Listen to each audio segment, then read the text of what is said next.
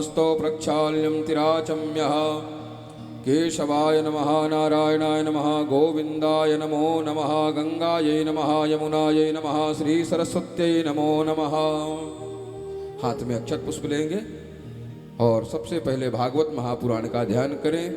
यह भगवान श्री कृष्ण का शब्दमय स्वरूप है, शब्दमय विग्रह है भागवत। कोई कहानी, मनोरंजन, टाइम पास, चुटकुल्ला इत्यादि नहीं है। और जो भी इस भ्रम में भागवत को सुनते हों वह एक अपराध के अलावा और कुछ भी नहीं कर पा रहे हैं। ओम यम प्रव्रजन्तमनुपेतमपेतकृत्यं द्वैपायनो विरह कातरया जुहाव पुत्रेति तन्मयतया तर्वोऽभिनेदुस् तं सर्वभूतहृदयं मुनिमानतोऽस्मि। श्री शुकदेवाय नमः, व्यासदेवाय नमो नमः, श्रीमद्भागवत महापुराणाय नमो नमः। ध्यानार्थे स्वागतार्थे गंधाक्षतपुष्पम समर्पयामि। भागवत जी पर चढ़ा दीजिए। थोड़ा सा तिलक लेकर के भागवत भगवान को तिलक करें। ओम श्रीखंडनं चंदनं दिव्यं गंधाढ्यं सुमनोहरं विलेपनं सुरश्रेष्ठा चंदनं प्रतिगृह्यताम्। थोड़ा सा चावल दे दिए, पुष्पमाला दे दीजिए। अक्षताश्च सुरश्रेष्ठा कुंकुमाक्का शोभिता मया निवेदिता भक्त्या ग्रहाण परमेश्वरः। गंधाक्षतपुष्पं समर्पयामि पुष्पमालाम्। ओम ओखधीः प्रतिमोदध्वं भुगवतीः प्रसूवरीः अस्वायुवसायुधवरीर्वीरुदः पारैष्णवः। भोग का एक दोना ले लीजिएगा, सामने रखें दो। ओम त्वदीयं वस्तु गोविंदं तुभ्यमेव समर्पयेत् ग्रहाण सम्मुखो भूत्वा प्रसीद परमेश्वरः। नैवेद्यं नैवेदयामि। पुनर्आचमनीयम, थोड़ा आचमन करा देंगे जल लेकर के। ओम प्राणाय स्वाहा पानाय स्वाहा व्यानाय स्वाहा उद्धानाय स्वाहा मध्ये मध्ये उत्तरापासमयं जलम समर्पयामि। द्रव्य दक्षिणां समर्पयामि।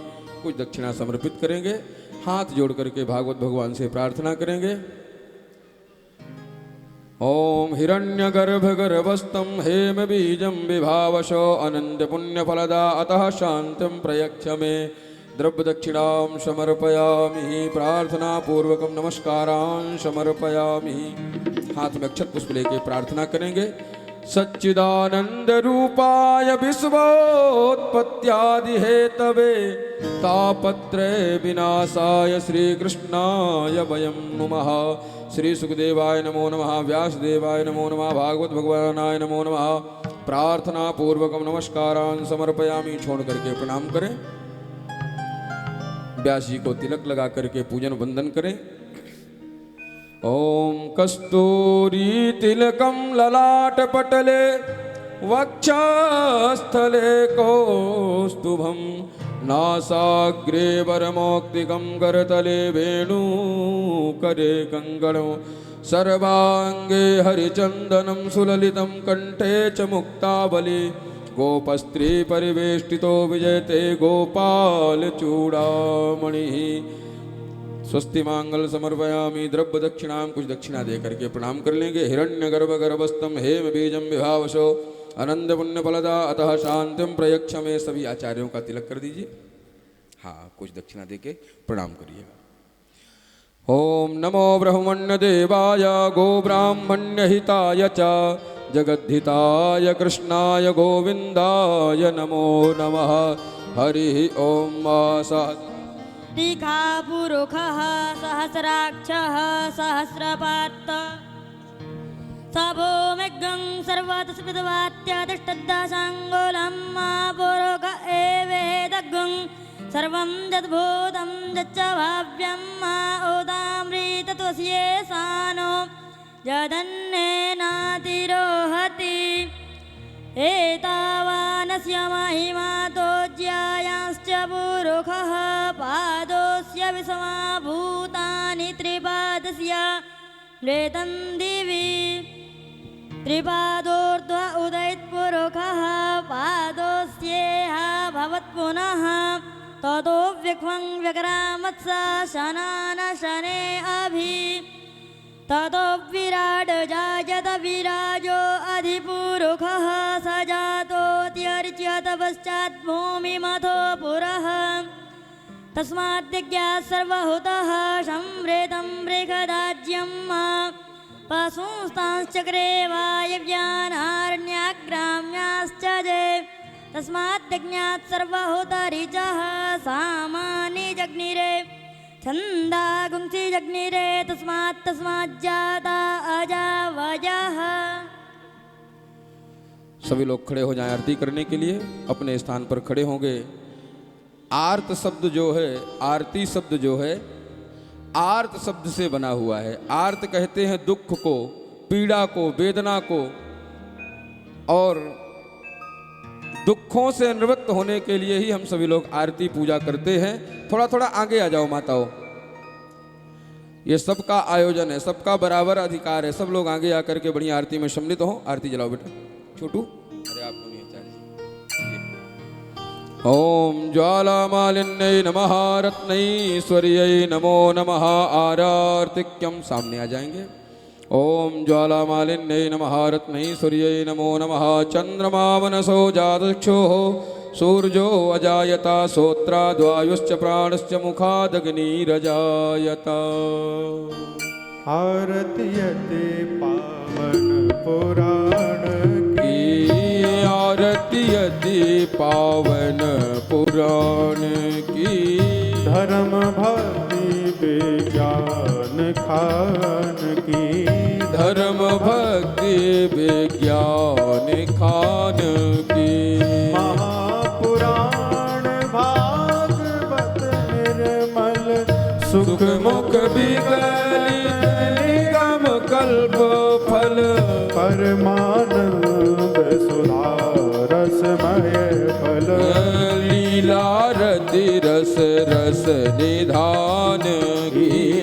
आरती यति पावन पुराण की, धर्म भक्ति विज्ञान खान की। कलमल मथे नेत्रताप निवारिणी, जन्म मृत्यु में भाव भयगारिणी, सेवत सतत सकल सुख कारिणी, सुमहो सदि हरि चरित गान की। आरती यति पावन पुराण की धर्म भक्ति विज्ञान खान की।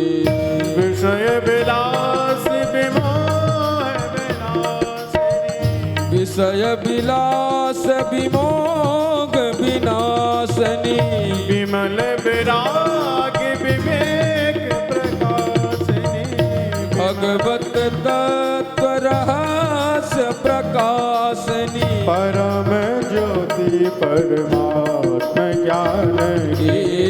आरती यति पावन पुराण की। धर्म भक्ति विज्ञान खान की आरती यति पावन पुराण की।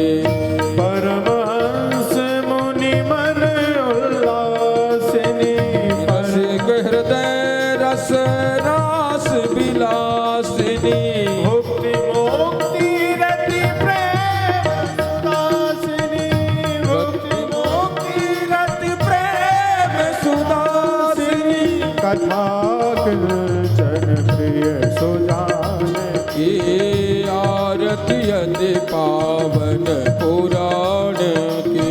धर्म भक्ति विज्ञान खान की। धर्म भक्ति विज्ञान खान की। आरती यति पावन पुराण की। कर्पूर गौरव करुणावतारौ संसार सारं भुजगेन्द्रहारं सदा वसतौ हृदयारविन्दे। भवं भवानी से तम नमामि। त्वमेव माता च पिता त्वमेव, त्वमेव वल्दो च सखा त्वमेव, त्वमेव वेद्या द्रविणं त्वमेव, त्वमेव सर्वं मम देव देव, त्वमेव सर्वं मम देव देव।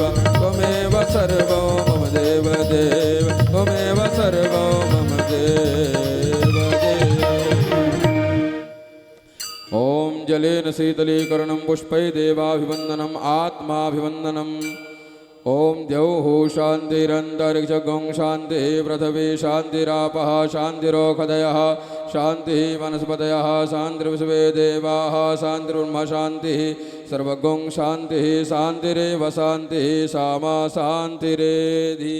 हाँ, एक बड़ी परात ले आओ अंदर से। सभी लोग आरती ले लीजिए, अपने स्थान पर बैठेंगे, उससे पूर्व थोड़ा थोड़ा पुष्प ले लेंगे। हरि ओम जग्नेन जग्नमय जंत देवास्तानि धर्माणि प्रथमान्यासन्ना ते हनाकं महिमानः सजन्त यत्र पूर्वेशाद्याः शन्ति देवाः। हरि ओम एकदन्ताय विद्महे वक्रतुण्डाय धीमहि तन्नो दन्ति प्रचोदयात्। हरि ओम तत्पुरुषाय विद्महे महादेवाय धीमहि तन्नो रुद्र प्रचोदयात्। सेवन्ति कामकुलजं पटपाटलाब्जै पुण्या गजादिकरबेल रसाल पुष्पे बिल्व प्रभाल तुलसी दल मंजरी भी त्वां पूजयामि जगदीश्वर में प्रसीद।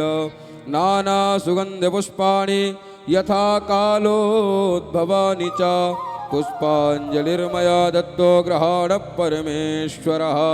सांगाय शक्तिकाय शवाहनाय वेदोक्त मंत्र पुष्पांजलिं समर्पयामि।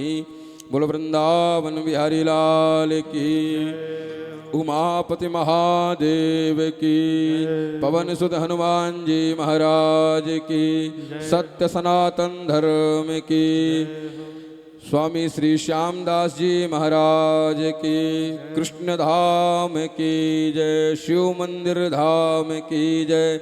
जय जय श्री राधे, जय जय श्री राधे, जय जय श्री राधे। काल हर कष्ट हर दुख हर दारिद्र्य हर सर्व पाप हर हर महादेव।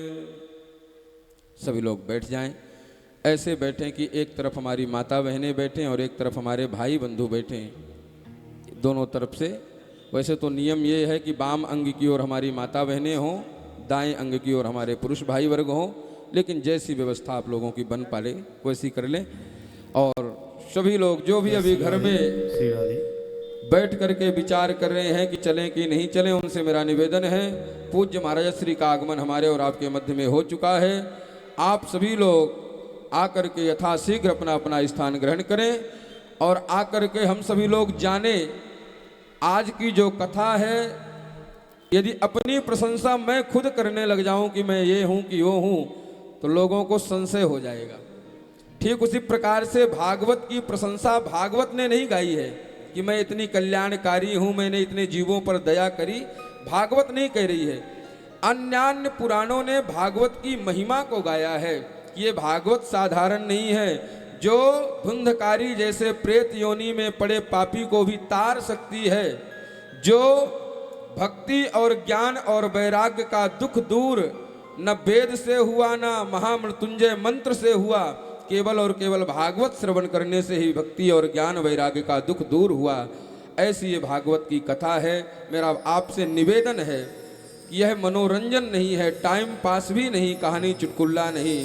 पहले के समय में विद्यावताम भागवती परीक्षा, विद्वानों का परीक्षण भागवत से किया जाता था, लेकिन अब इस कलिकाल का थोड़ा सा प्रभाव भागवत पर भी आया है। जो जितना नचाए, जो जितना बाल बढ़ाए, जो जितना उटपटांग बोले, वही उतना सिद्ध है। प्रभु प्यारे, मनोरंजन के चक्कर में हम लोगों ने कथा को सुनना ही बंद कर दिया। यह मनोरंजन नहीं है भैया, यह तो आत्मरंजन का विषय है, हमारे कल्याण का विषय है। आइए श्रीधाम वृंदावन से पधारे हुए आचार्य स्वामी श्री लाडली दास जी महाराज के ही परम कृपा पात्र शिष्य आचार्य श्री राघव दास जी महाराज बेनामी यहाँ पर विराजित हैं। आइए ज़्यादा समय न लेते हुए हम सभी लोग एकाग्र चित्त होकर के एक बात और कहूँ, अग्नि में ऐसा नहीं कि अनजाने में हाथ डल जाए तो नहीं जलाएगी, चाहे जान करके डले चाहे अनजाने में डले, अग्नि आपके हाथ को जला ही देगी, क्योंकि उसका स्वभाव है। ठीक उसी प्रकार से भगवान की कथा है, आपका कल्याण निश्चित ही करेगी, चाहे भाव से कुभाव से घर में जैसे भी सुने, निश्चित ही आपका यह कल्याण करेगी। यह मोक्ष प्रदायिनी है। भागवत को प्रेत पीड़ा विनाशिनी भी कहते हैं। आइए हम सभी लोग अपने मन को एकाग्र चित्त करते हुए, यदि मन यहाँ पर नहीं है तो किसी की 60 किलो खाते पीते घर के हैं तो 80-90 किलो, और ज़्यादा खाते पीते घर के हैं तो 1 कुंटल केवल और केवल मिट्टी रह जाती है। जहाँ पर मन नहीं है, जहाँ पर मन है मानो वहीं पर तन है। तो मन को एकाग्र करते हुए, हमारे गुरुजी बताया करते थे कि बंधन और मुक्ति का कारण ये मन ही है, लड़ाई झगड़ा कराने का कारण भी ये मन है। मन एव मनुष्याणाम कारणम बंध मोक्षयो, बंधन और मुक्ति का कारण भी ये मन है। इसलिए मन को एकाग्र चित्त करते हुए पूज्य महाराज श्री के अमृतमय वचनों को हम और आप सभी लोग श्रवण करेंगे। एक बार जोरदार जयकारा लगाएंगे, बोल बांके बिहारी लाल की। श्री राधे, जय श्री राधे, जय श्री राधे, श्री राधे, जय श्री हरि ओम। कृष्णाय वासुदेवाय हरे परमात्मने प्रणत क्लेशनाशाय गोविंदाय नमो नमः। यं प्रव्रजन्तमनुपेतमपेतकृत्यं द्वैपायनो विरह कातर आजुहाव पुत्रेदि तन्मयतया विनेदुस् तं सर्वभूतहृदयं मुनिमानतोऽस्मि। लाली मेरे लाल की, कि लाली मेरे लाल की, कि जित देखूं तो लाल, कि लाल ही देखन में गई और मैं भी हो गई लाल। मेरे प्यारे मोहना, कि मेरे प्यारे मोहना, कि पलक झाँप लऊं तोय, कि ना मैं देखूं और को ना तो देखन देऊं। मेरो मन गिर भी धर्यो या मनमोहन के पास, कि प्रेम ब्याज इतनो बढ़्यो अब ना छूटन की आस। राधे राधे गोविंद गोविंद राधे राधे राधे गोविंद गोविंद राधे। राधे राधे गोविंद गोविंद राधे। राधे राधे गोविंद गोविंद राधे। गोविंद राधे गोपाल राधे। गोविंद राधे गोपाल राधे। गोविंद राधे गोपाल राधे। गोविंद राधे गोपाल राधे। राधे राधे जय हो। गोविंद राधे। राधे राधे गोविंद गोविंद राधे। ये प्रेम सरोवर छाड़ के तू, ये प्रेम सरोवर छाड़ के तू भटके क्यों चित्त की चायन में। प्रेमी कहे प्रेम को पंथ यही रहे यो कर सूर सुहायन में। रहियो कर सूर शोभायन में, रहियो कर सूर शोभायन में। ये प्रेमी कहे प्रेम को पंथ यही, प्रेमी कहे प्रेम को पंथ यही रहियो कर सूर सुहायन में। और मन तो विश्राम मिले गो कहाँ वृषभान किशोरी के पायन में। वृषभान किशोर के पायन में, वृषभान किशोर के पायन में।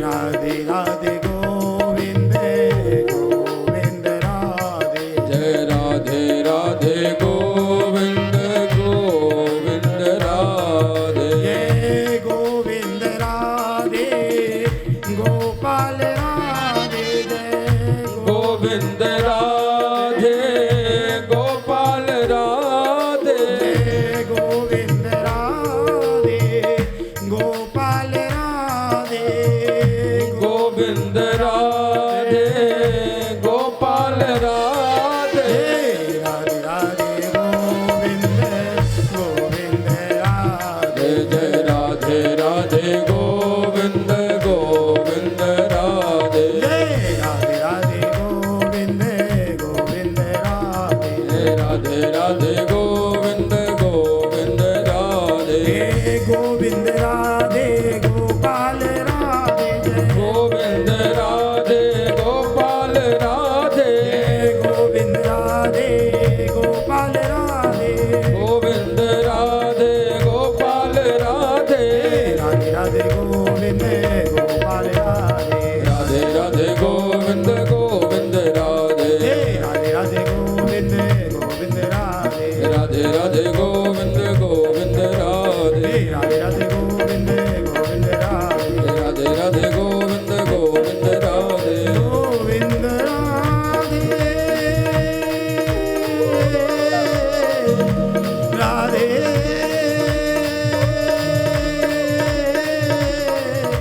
राधे राधे राधे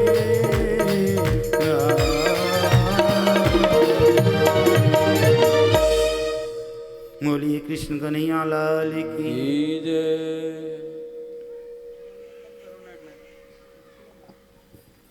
गोविंद मेरी ये प्रार्थना है कि भूलूं न मैं कभी नाम तुम्हारा गोविंद मेरी यह प्रार्थना है भूलो नहीं कभी नाम तुम्हारा गोविंद मेरी ये प्रार्थना है भूलूं न मैं कभी नाम तुम्हारा गोविंद मेरी यह प्रार्थना है भूलो न मैं कभी नाम तुम्हारा निष्काम होके दिन रात गाऊं गोविंद दामोदर माधव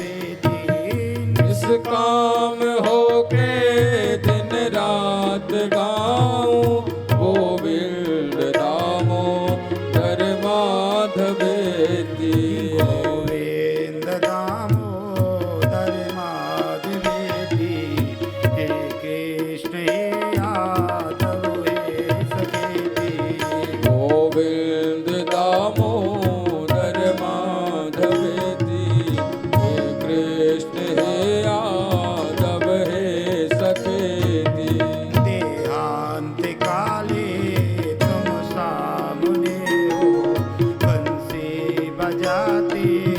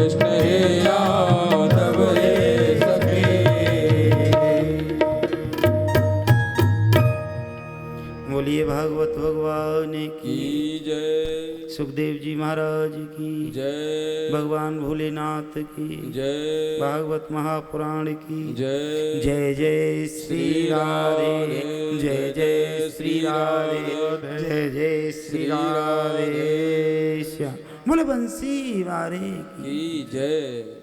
आइए, आज बड़ा ही पवित्र बहुत सुंदर समय नवरात्रि का, इसमें हम आप सबको ये सुंदर पवित्र श्रीमद् भागवत कथा सुनने का अवसर प्राप्त हो रहा है। और ऐसे सुंदर स्थान पर भगवान भोलेनाथ के सानिध्य में शिव मंदिर, कहते हैं कि ये भागवत कोई राजा रानी की कथा नहीं है। इसका अवसर कब प्राप्त होता है सुनने को? जब अनेक जन्मों के हमारे और आपके पुण्य उदय होते हैं ना, तब ये सुनने का सौभाग्य प्राप्त होता है। तो इसी में आगे चल करके बड़ा सुंदर सच्चिदानंद रूपाय विश्वोत्पत्त्यादिहेतवे तापत्र विनाशाय श्री कृष्णाय वयं नमः।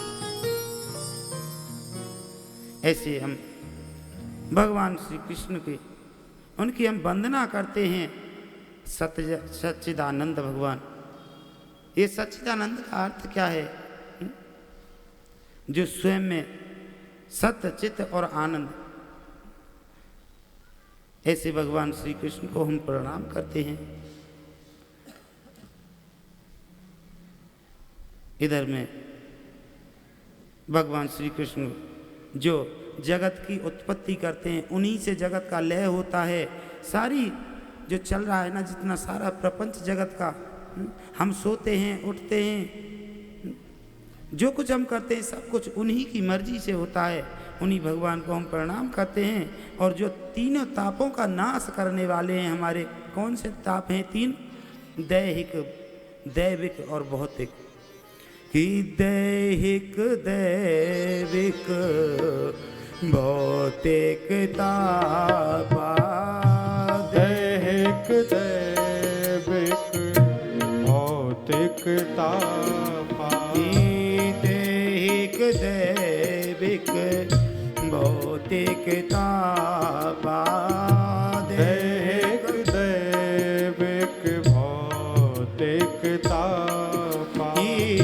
राम राज्य का हूँ नहीं व्यापार, राम राज का हूँ नहीं व्यापार, राम राज्य का हूँ नहीं व्यापार, राम राज का हूँ नहीं व्यापार। श्री राम जय राम जय जय राम, श्री राम जय राम जय जय राम, श्री राम जय राम जय जय राम, श्री राम जय जय राम। ये दैहिक दैविक और भौतिक, ये तीन प्रकार के ताप हैं हमारे आपके जीवन में। ये कौन कौन से? ये दैहिक, दैहिक ताप कौन सा है? जो दैहिक है, जो हमें देवी देवताओं के द्वारा मिलता है ना, उसी को दैहिक दैविक ताप कहते हैं। क्यों? अभी किसान है, फसल कर रहा है, किसी का भी कोई काम चल रहा है, उसी समय कोई बात हो जाए, कोई भूकंप आ जाए, जमीन हिल जाए, या बगैर समय के बरसात आ जाए, ओले पड़ जाएं, नुकसान हो जाता है, तो उसी को कहते हैं दैविक ताप। जो देवी देवताओं के द्वारा दिया होता है, उसी को दैविक ताप कहते हैं। और भौतिक ताप कौन सा है? भौतिक ताप वो होता है जो हम और आपके द्वारा सब मिलता है ना।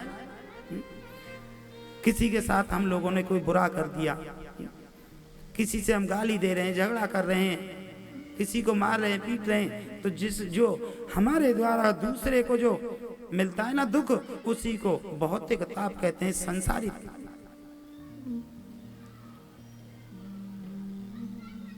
और देहिक ताप है कौन सा? जो शरीर से अपने से मिलता है। जैसे शरीर है हमारा, कभी बुखार आ जाता है, कभी जुकाम है, जो शरीर में अनेक बीमारी होती हैं, वो दैहिक ताप है।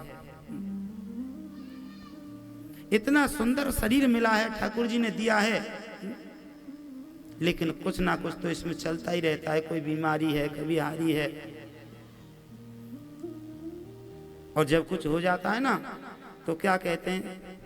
अच्छा हो गया तो क्या कहेंगे कि हमने कर दिया, और कुछ बुरा हो गया ना, जरा सा सिर में दर्द, ठाकुर जी तुमने बहुत बुरा किया। अरे ठाकुर जी ने क्या बुरा किया? जो कुछ हो रहा है वो हमारे कर्म के अनुसार हमें मिल रहा है। जैसा हम करते हैं, जैसा बोते हैं, वैसे ही काटते हैं। इतना सुंदर शरीर आपको ठाकुर जी ने दिया, और फिर भी कहते हैं कि तुमने क्या दिया? आपका शरीर है, आपसे कोई कहे कि आपको 50,000 रुपए देते हैं हम, लाइए एक हाथा में काट के दे दो, दे देंगे क्या? नहीं देंगे ना। कहेंगे 1 लाख रुपए देते हैं, एक आंख दे दो, दे देंगे क्या? नहीं देंगे। तो इतना अनमोल शरीर आपके पास है, फिर भी जरा सा दुख आ जाए, जरा सा कष्ट आ जाए तो क्या क्या कहते हैं कि ठाकुर जी तुमने बहुत कष्ट दिया, तुमने बहुत बुरा किया।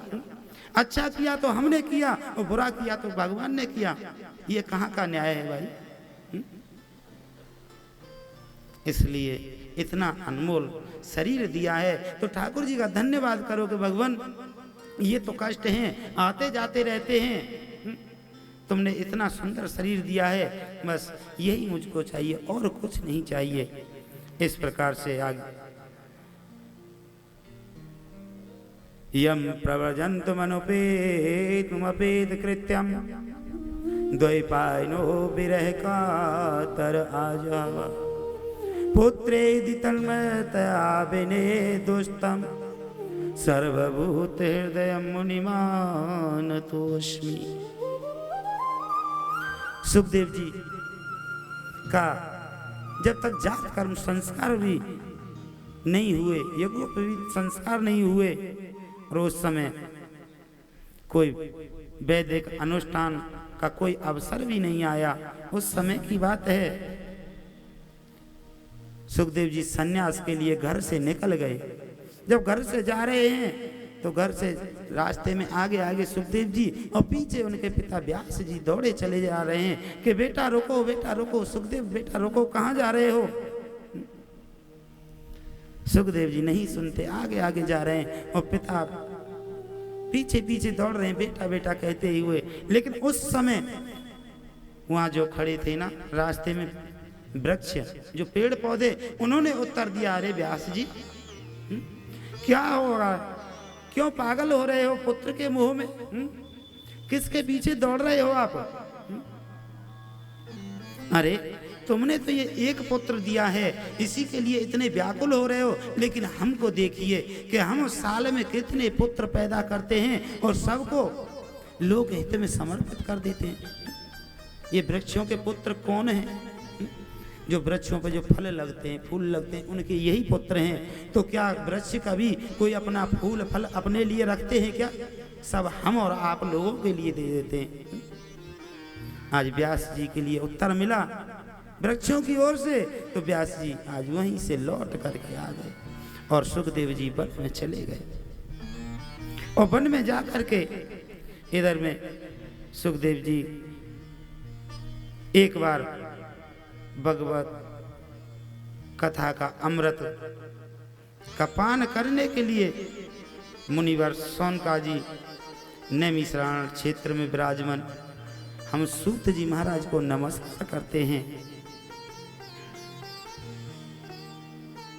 भक्ति ज्ञान विरागाप्तो विवेको वर्धते महान माया मोह निराशश्च वैष्णवे क्रियते कथम। सूत जी कहते हैं आपका जो ज्ञान है वो अंधकार को नष्ट करने वाला है। जैसे लाइट आने के बाद अंधेरा दूर हो जाता है ना, तो उसी प्रकार से जो ज्ञान होता है ना, तो अज्ञान को हटा करके ज्ञान का प्रकाश कर देता है। आज इधर में भक्ति ज्ञान और वैराग्य से जो प्राप्त होता है ना, जब व्यक्ति को वैराग्य हो जाता है, ज्ञान हो जाता है ना, तो सबसे छूट जाता है, सब मोह माया बंधन से छूट करके सबसे परे हो जाता है। इस प्रकार ये होए घोरे कलो प्रायो जीव सुरताम गता क्लेशान्तस्य तस्यैव शोधने किं परायणम्। जब इस घोर कलयुग में जब इंसान मनुष्य पड़ा है ना, तो सूत जी कहते हैं भगवान हमें कोई ऐसा साधन बताइए जो सबसे अधिक कल्याणकारी हो, कि हमें पवित्र कर दे इस कलयुग के अंदर। भगवान की प्राप्ति कैसे हो, भगवान कैसे हमें प्राप्त हो, तो आगे सुखदेव जी कलयुग में जीवों के कलयुग के सुखदेव जी ने श्रीमद् भागवत का प्रवचन किया। और जब सुखदेव जी राधा परीक्षित को सुना रहे थे, सुनाने के लिए सभा में आए, तब देवता लोग तभी आ गए। जब सुखदेव जी परीक्षित के लिए मोक्ष कराने के लिए कथा सुना रहे थे, तो देवता लोग अमृत का कलश लेकर के सभा में आए और आकर के कहा कि भाई ये जो अमृत है ना, इसे तुम देवताओं के लिए पिला दो और हमें ये श्रीमद् भागवत ज्ञान का अमृत पिलाओ। लेकिन देवताओं ने हंसी उड़ा दी, अरे तुम इसके अधिकारी नहीं हो, कहां कांच का टुकड़ा और कहां मणि, चलो जाओ, चले जाओ। देवताओं ने भगा दिया। और इधर में देवता, क्योंकि देवता है ना, अपना काम बनाने में बड़े चतुर होते हैं।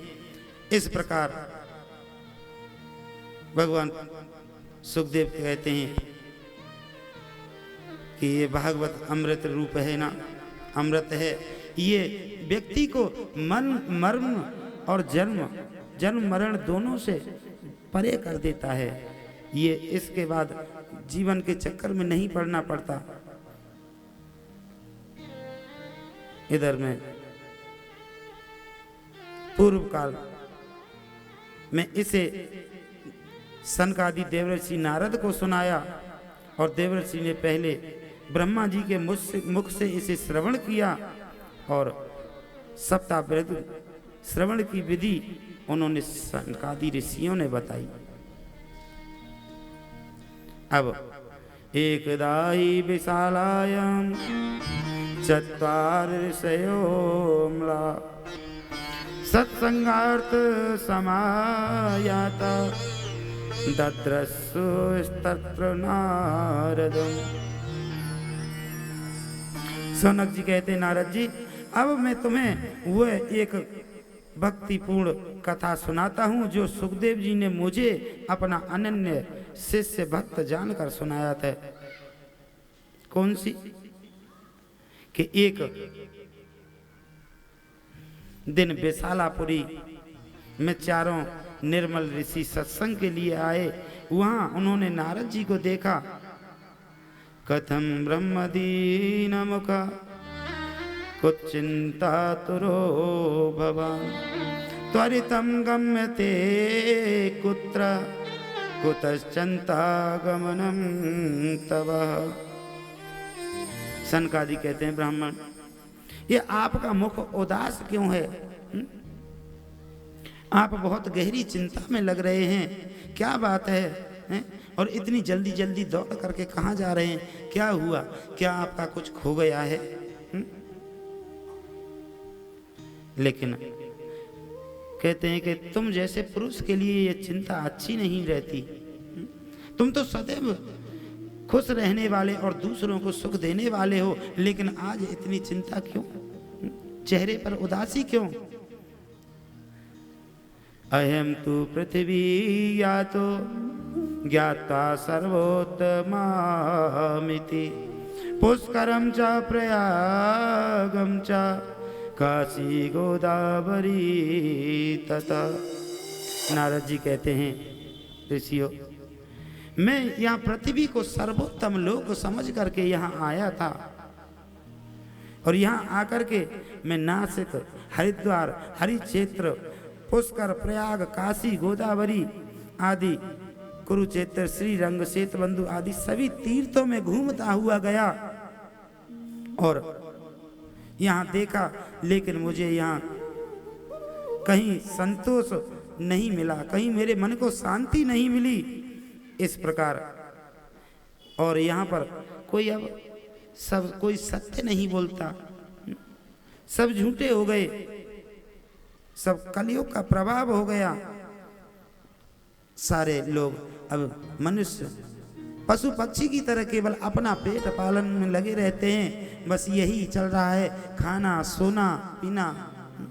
सुबह उठते हैं, बस खा लिया, फिर सो गए, ना कोई भगवान का नाम लेता है, ना कोई कथा सुनता है, ना कहता है, सब इसी में लगे हुए हैं, बस नाती बेटे खाने पीने में, सोने में, बस इसी में जीवन व्यतीत हो रहा है।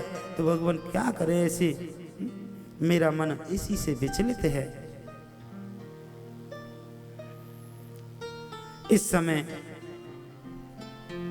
यहाँ ना कोई योगी है, ना कोई संत है, ना कोई सन्यासी है, सभी कलियुगी हो गए। मनुष्य अन्न को लेकर के बाजार में विक्रय करने लगे, कलियुग का प्रभाव सबके ऊपर हो गया। इसलिए इधर में मैं इसे उत्तम लोक समझ करके आया था, लेकिन ये मुझे अच्छा नहीं लगा।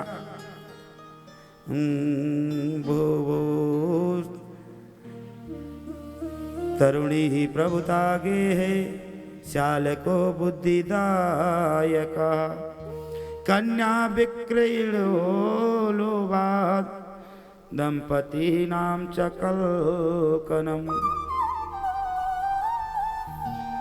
इधर में देखा है कि घर में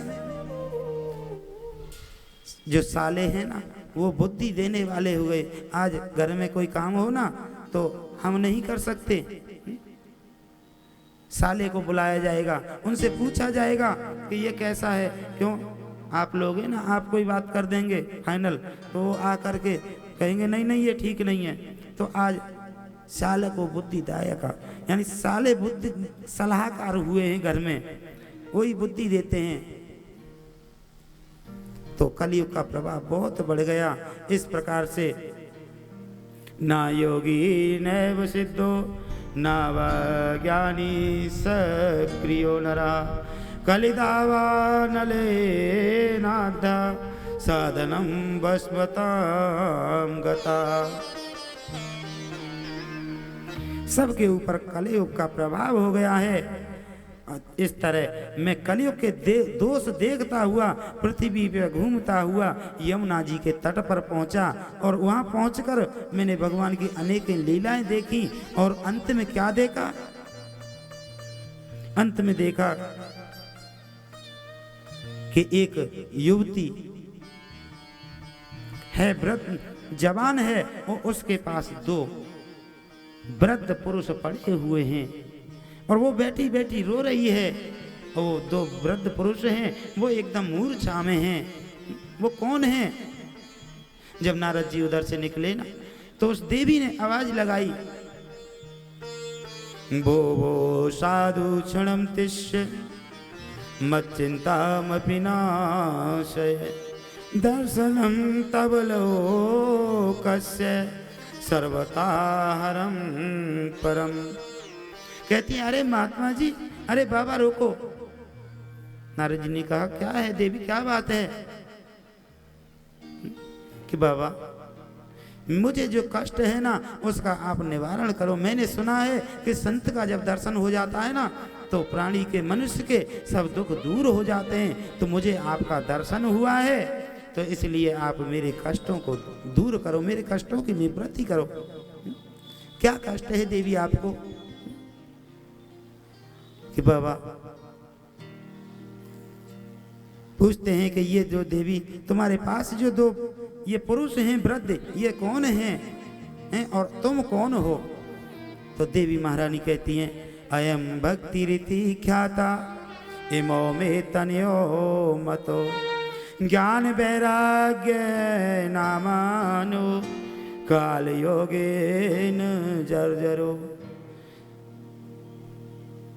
युवती कहती है भगवान मेरा नाम भक्ति है और ये जो दो वृद्ध पुरुष हैं ना ये मेरे पुत्र हैं ज्ञान और वैराग्य। नारद जी कहते हैं ऐसा उल्टा क्यों कि माता वृद्ध जवान और पुत्र वृद्ध? ये तो गलत बात है, ऐसा कैसे हो गया? क्या है देवी? भक्ति महारानी कहती है उत्पन्ना द्रविड़े साहिम वृद्धिम कर्नाटके गता क्वचित महाराष्ट्रे जर्जरे जीर्णताम गता। कि मैं द्रविड़ देश में उत्पन्न हुई और कर्नाटक में बड़ी हुई और महाराष्ट्र में मैं सम्मानित हुई, किंतु गुजरात में आने पर मुझको बुढ़ापे ने घेर लिया और घोर कलयुग के प्रभाव से मैं बूढ़ी हो गई। और अब जब से मैं वृंदावन आई हूँ ना, वृंदावन आकर के मैं तो हो गई जवान, लेकिन ये जो दो मेरे पुत्र हैं ना ये वृद्ध हो गए।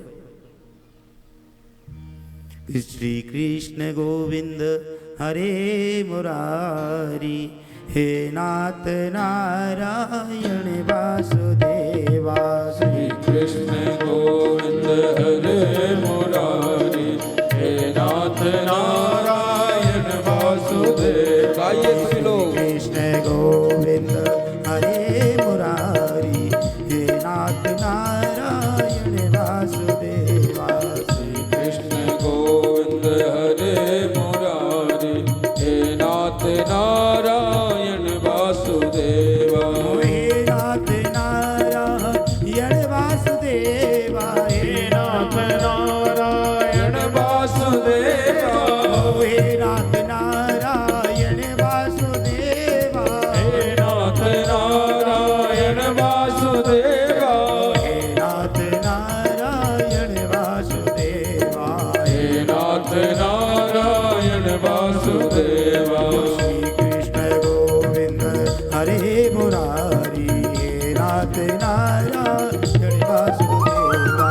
श्री कृष्ण गोविंद हरे मुरारी हे नाथ नारायण वासुदेवा। श्री कृष्ण गोविंद हरे मुरारी हे नाथ नारायण वासुदेवा। श्री कृष्ण गोविंद हरे मुरारी हे नाथ नारायण वासुदेवा। हे नाथ नारायण वासुदेवा। हे नाथ नारायण वासुदेवा। हे नाथ नारायण वासुदेवा। हे नाथ नारायण वासुदेवा। हे नाथ नारायण वासुदेवा। हे नाथ नारायण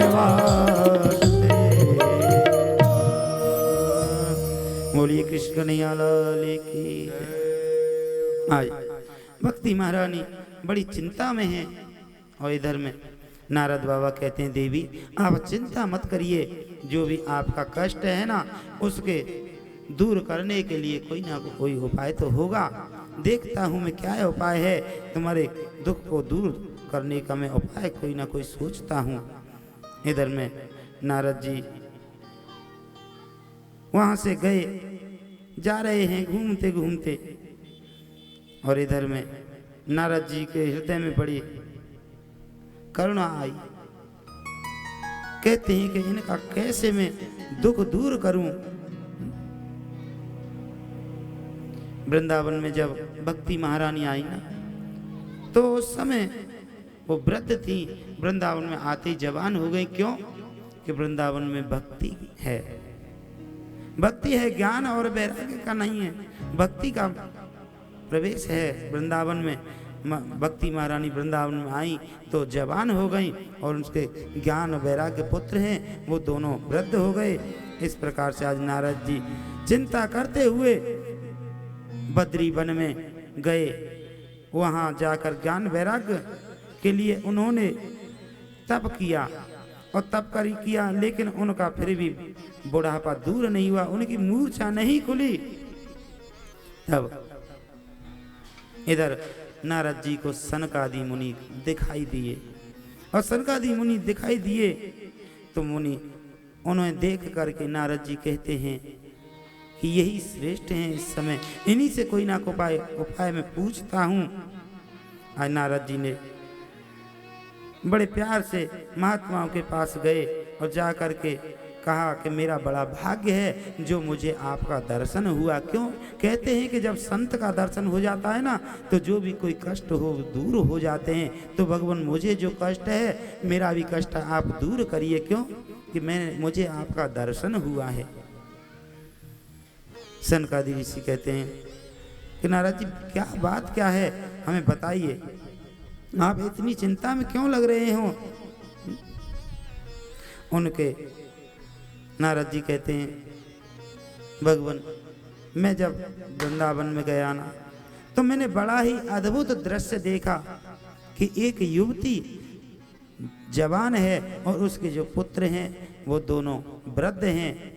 उनको मैंने जगाने की कोशिश की लेकिन वो नहीं जागते। मैंने गीता पाठ किया, वेद वेदांत पाठ किया, लेकिन थोड़ी देर के लिए उनकी आंखें खुलती हैं, उसके बाद तुरंत फिर सो जाते हैं। तो कोई भगवान कोई ऐसा उपाय बताइए जिससे उनकी मूर्छा दूर हो जाए, उनका बुढ़ापा दूर हो जाए। तो उसी समय आकाश से आवाज आई, आकाशवाणी हुई है कि नारद, अहो नारद धन्योषि विरक्तानां शिरोमणि सदा श्री कृष्ण दासानां गृणीयोग भास्करा। नारद जी तुम धन्य हो, आपको आकाशवाणी ने जिस सत्कर्म का संकेत दिया है ना उस सत्कर्म को करो। आकाशवाणी में क्या किया था, क्या आकाशवाणी हुई? आकाशवाणी में नारद जी के लिए कहा कि जाइए किसी सदग्रंथ का पाठ करिए, यानी भागवत महापुराण का पाठ कीजिए, तब जाके इनकी मूर्छा दूर होगी। आज नारद जी श्रीमद् भागवत पारायण कर रहे हैं और जिसका गान भगवान ने कलयुग के सारे दोष नष्ट करने के लिए, इससे सारे जो दोष हैं कलयुग के जो भी जितने भी विकार हैं श्रीमद् भागवत के सुनने से सभी दोष दूर हो जाते हैं। इसलिए नारद जी का संदेह दूर हुआ और जा करके नारद जी ने आज पहुँचे हैं जब गंगा जी के किनारे, और जा करके सनकादि ऋषि वहाँ बैठे हैं। सनकादि ऋषियों के लिए आसन दिया और आसन दे करके उनको पूजा की, उनको आसन पर विराजमान किया है और विराजमान करके स्वयं सामने मुख्य श्रोता बन करके बैठ गए। आज नारद जी को सनकादि ऋषि कथा सुना रहे हैं और जैसे पहला दिन हुआ, कथा का दूसरा दिन हुआ तो थोड़े थोड़े ज्ञान वैराग हिलने डुलने लग गए और जैसे जैसे कथा का समय बढ़ता गया उनमें चेतना आती गई। और जिस दिन 7वां दिन कथा का हुआ उसी समय भक्ति महारानी ज्ञान वैराग्य को लेकर के और कथा के बीच में प्रकट हो गई। बोलिए भक्ति महारानी की जय। और बीच में नाचने लगी हैं और गाने लगी हैं क्या, श्री कृष्ण गोविंद हरे मुरारी हे नाथ नारायण वासुदेवा। श्री कृष्ण कृष्ण गोविंद हरे मुरारी हे नाथ नारायण वासुदेवा कृष्ण गोविंद हरे मुरारी हे नाथ नारायण वासुदेवा श्री कृष्ण गोविंद हरे मुरारी हे नाथ नारायण वासुदेवा हे नाथ नारायण वासुदेवा हे नाथ नारायण वासुदेवा हे नाथ नारायण वासुदेवा हे नाथ नारायण वासुदेवा श्री कृष्ण गोविंद हरे मुरारी हे नाथ नारायण वासुदेवा श्री कृष्ण गोविंद हरे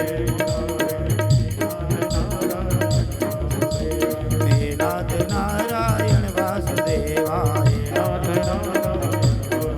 ओ हे नाथ नारायण वासुदेवा हे नारायण आज सभा के बीच में, कथा के बीच में भक्ति महारानी प्रकट हो गई ज्ञान वैराग्य को लेकर के, और ज्ञान वैराग्य का बुढ़ापा दूर हो गया और बड़े प्रेम से नाचने लगी। अब भक्ति महारानी कहती है कि अब मुझे बताइए कि मैं कहाँ रहूं, कहाँ निवास करूं। नारद जी कहते हैं कि देवी आप जाइए, भक्तों के हृदय में निवास करिए। तुम्हारी जगह है भक्तों का हृदय, वहां जाकर के आप निवास करें। आज भक्ति ज्ञान वैराग्य के साथ चली गई। और इधर में कहते हैं कि ये जो भागवत है ना, इससे जितने भी कुकर्मी जो जितने पाप करता है ना, इसके श्रवण करने से सभी तर जाते हैं। कैसे?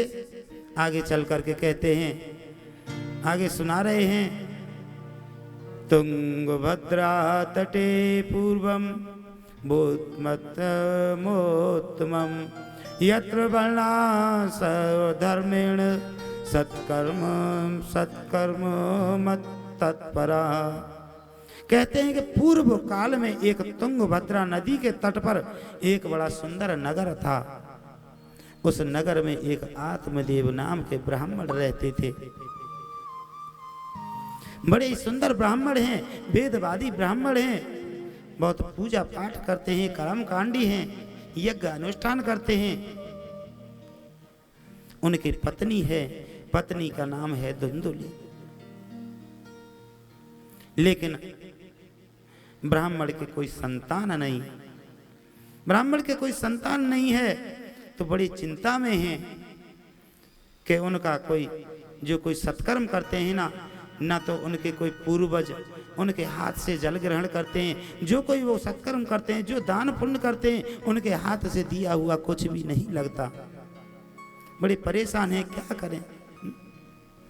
किसी ने कहा कि ब्राह्मण तुम्हारे संतान नहीं है ना, इसलिए तुम्हारे सारे सत्कर्म फेल हैं, तुम्हारे कोई काम नहीं आएंगे। ब्राह्मण बड़े दुखी हैं, बैठे हैं, चिंता कर रहे हैं, क्या करें। तुलसी का पौधा लगाते हैं, वो भी सूख जाता है।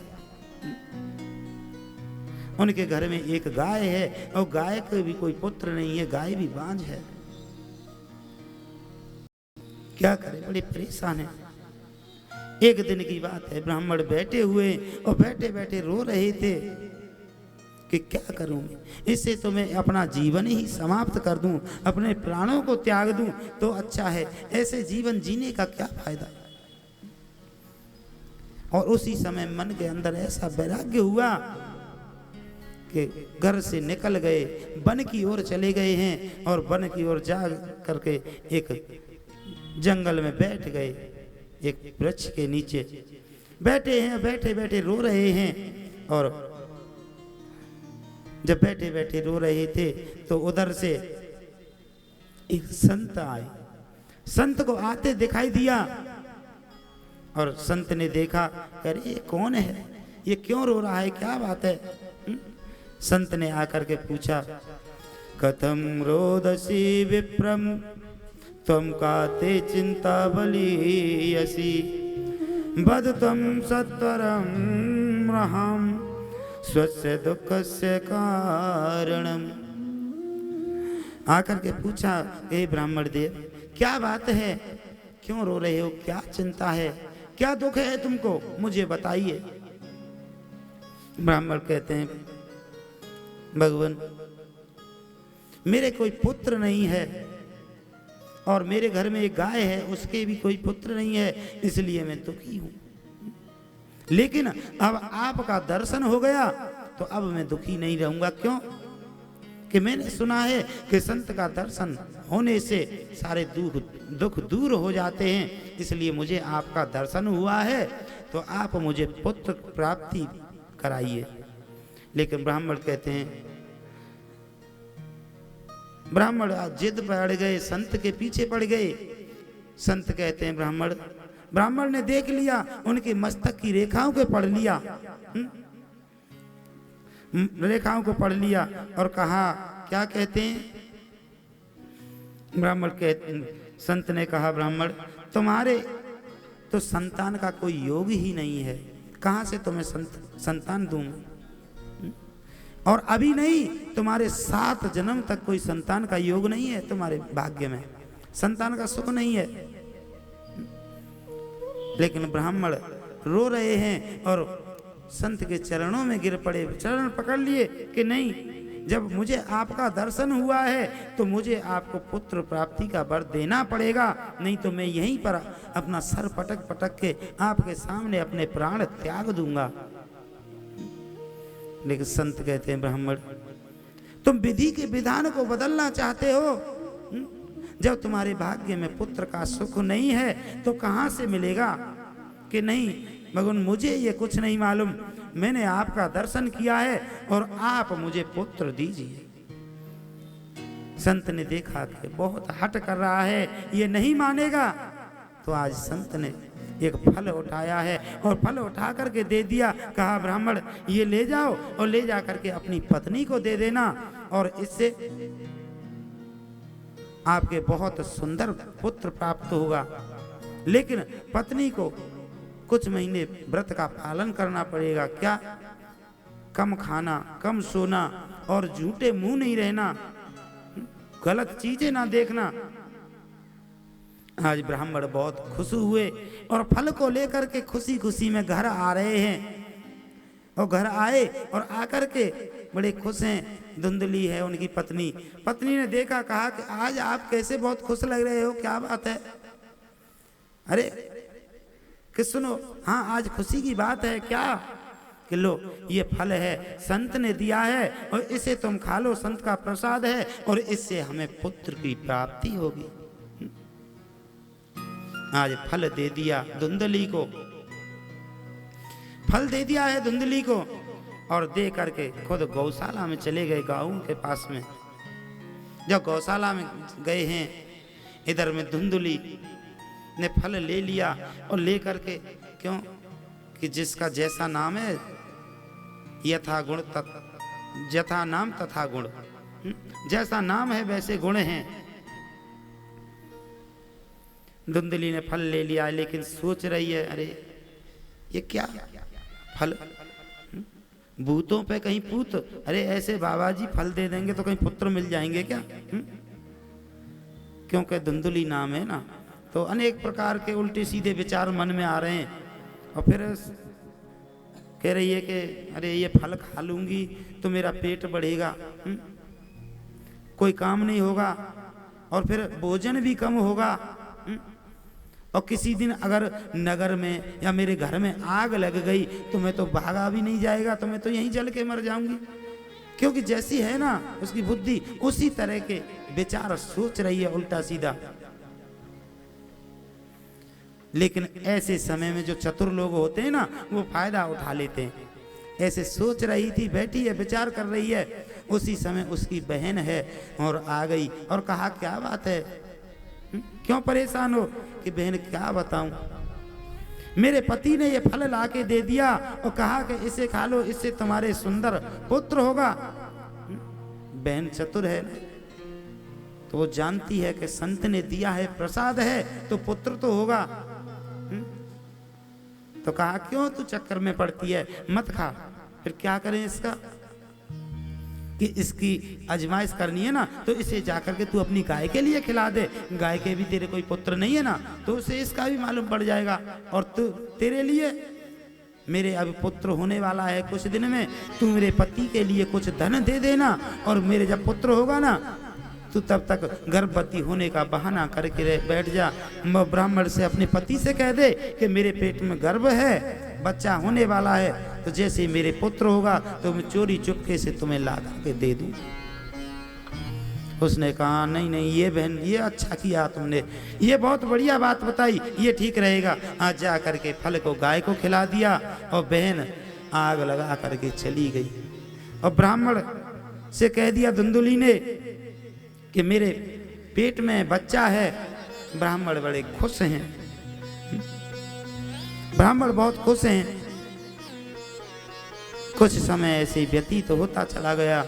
कुछ दिन बाद जब बहन के पुत्र हुआ तो बहन ने चोरी से ला करके धुंधुली को दे दिया, और दे करके धुंधुली ने आज आ करके कह दिया कि मेरे पुत्र हुआ है।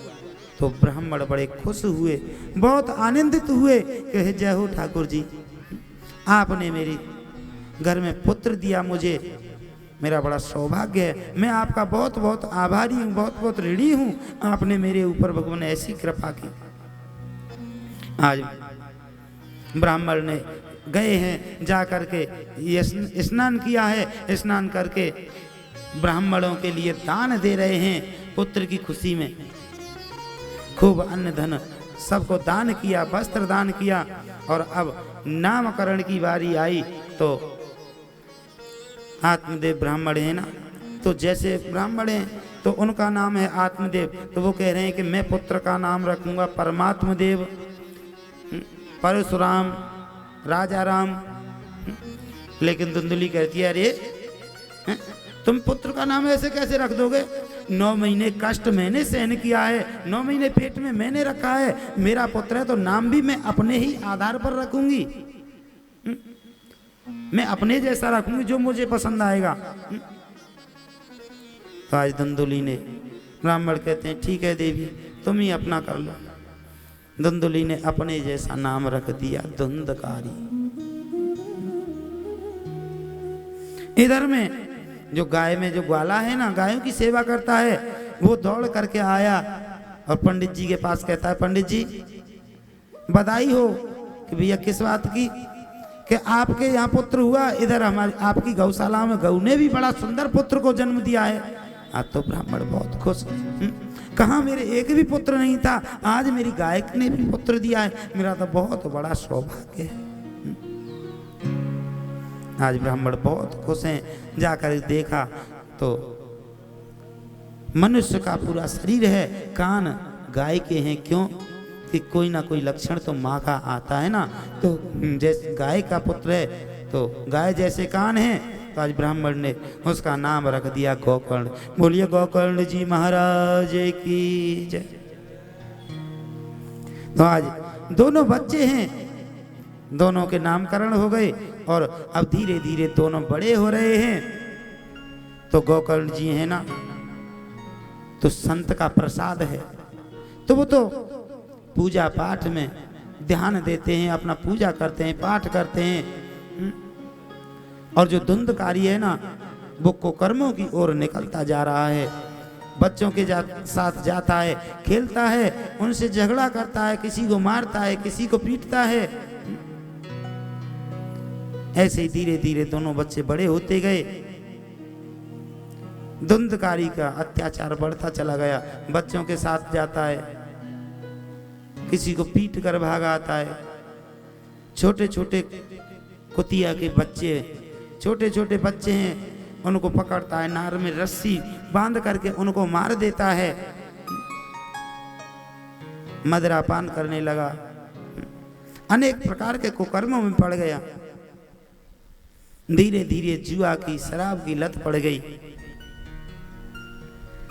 और गोकर्ण महाराज वो पंडित की वाणी बोलते हैं, अपना भजन पाठ पूजा गांव में कथा करते हैं।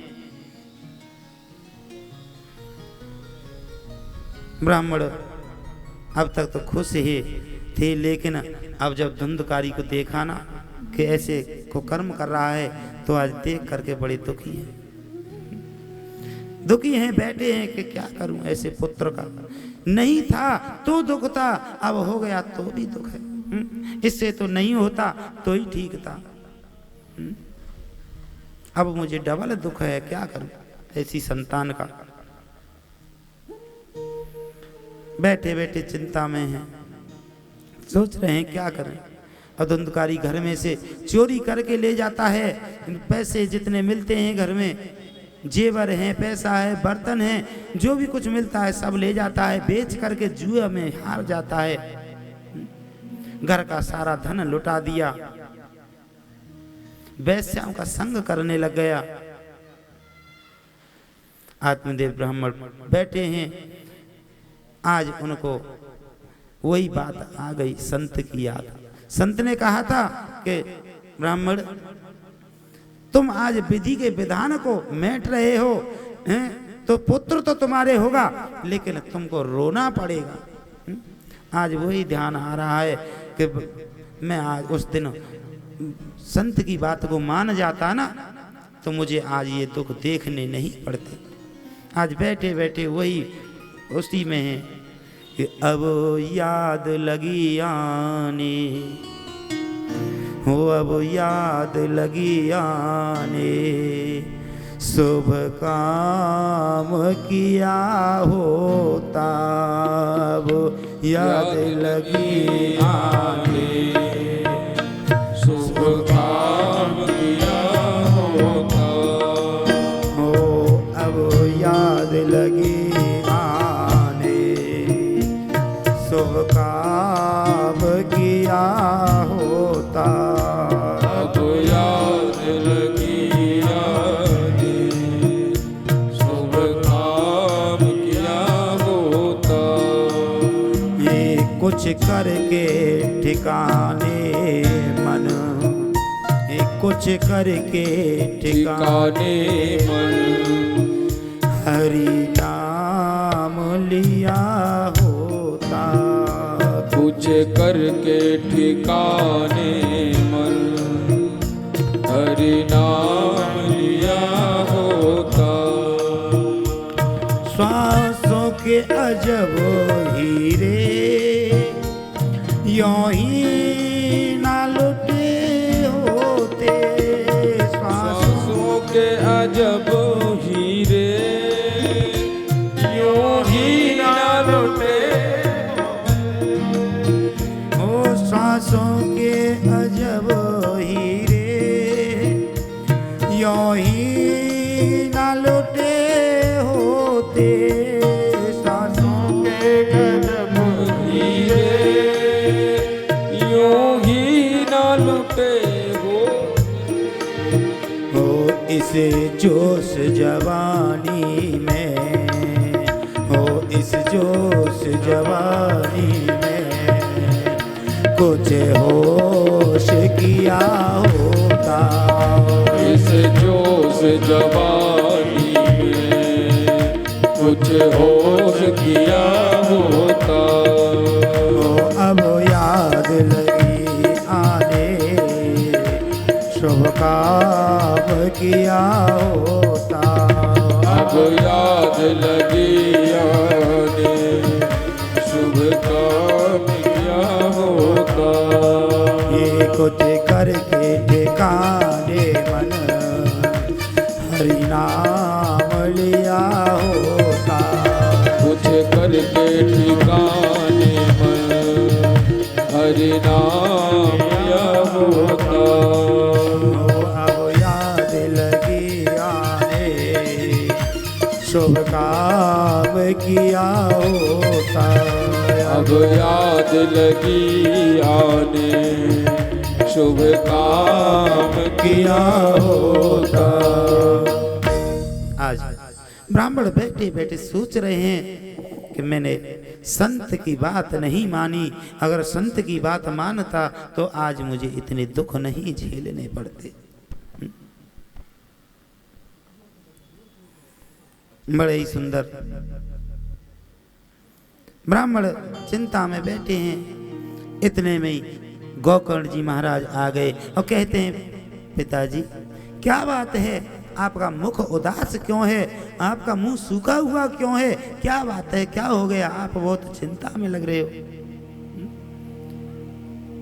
ब्राह्मण कहते हैं पुत्र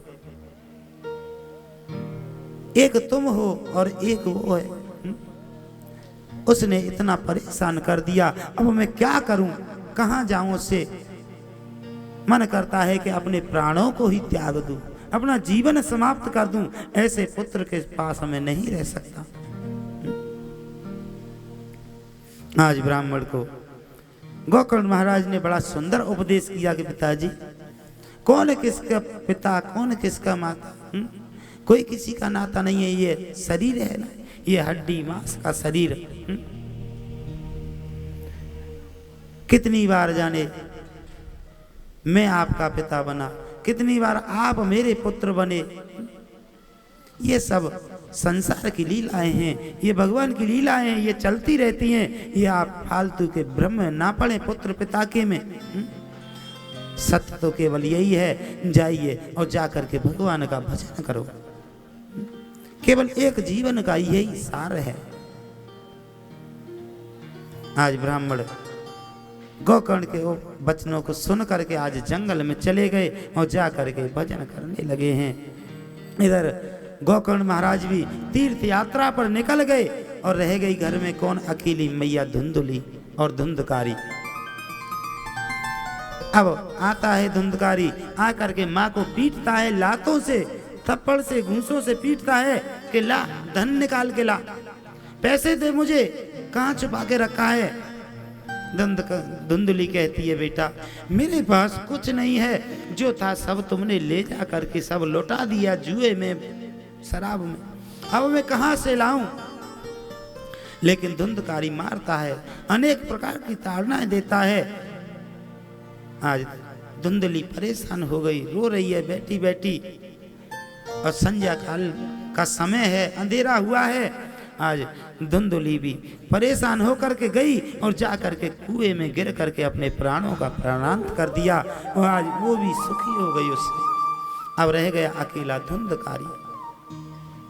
वैश्याओं को ले आया, घर में ला करके रखता है, और घर में वैश्याओं को ला के रख लिया है।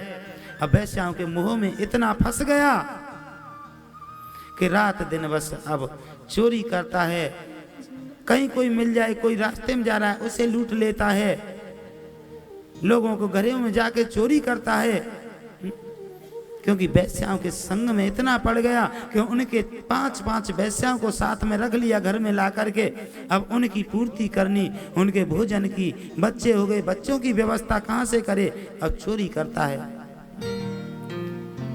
कुछ समय निकल गया, लेकिन एक दिन वैश्या बैठी हुई थी और सोचने लगी कि ये चोरी करके लाता है, और किसी दिन अगर इसे राजा ने पकड़ लिया तो इसके साथ हमें भी राजा फांसी पे चढ़ा देगा, क्या करें। सभी ने वैश्या ने प्लान बनाया कि आज जब रात्रि को लौट के आएगा तो आज जब सो जाएगा, सोने के बाद उसी चारपाई पर उसके हाथ पैर बांध करके और उसे मार डालेंगे। धुंधकारी रात्रि में चोरी करके घर लौटा है और लौट के आया, भोजन किया है, भोजन करके जैसे सोया, सोने के बाद आज 5 वैश्याओं ने पकड़ लिया, पकड़ के हाथ पैर बांध दिए और गरम गरम अंगारे उसके मुंह पर डाल डाल के आज धुंधकारी को समाप्त कर दिया। धुंधकारी को समाप्त कर दिया। आज धुंधकारी प्रेत योनि को प्राप्त हो गया, प्रेत बन गया। क्यों कि जब ऐसी कोई अकाल मृत्यु होती है ना तो इंसान प्रेत योनि को प्राप्त हो जाता है।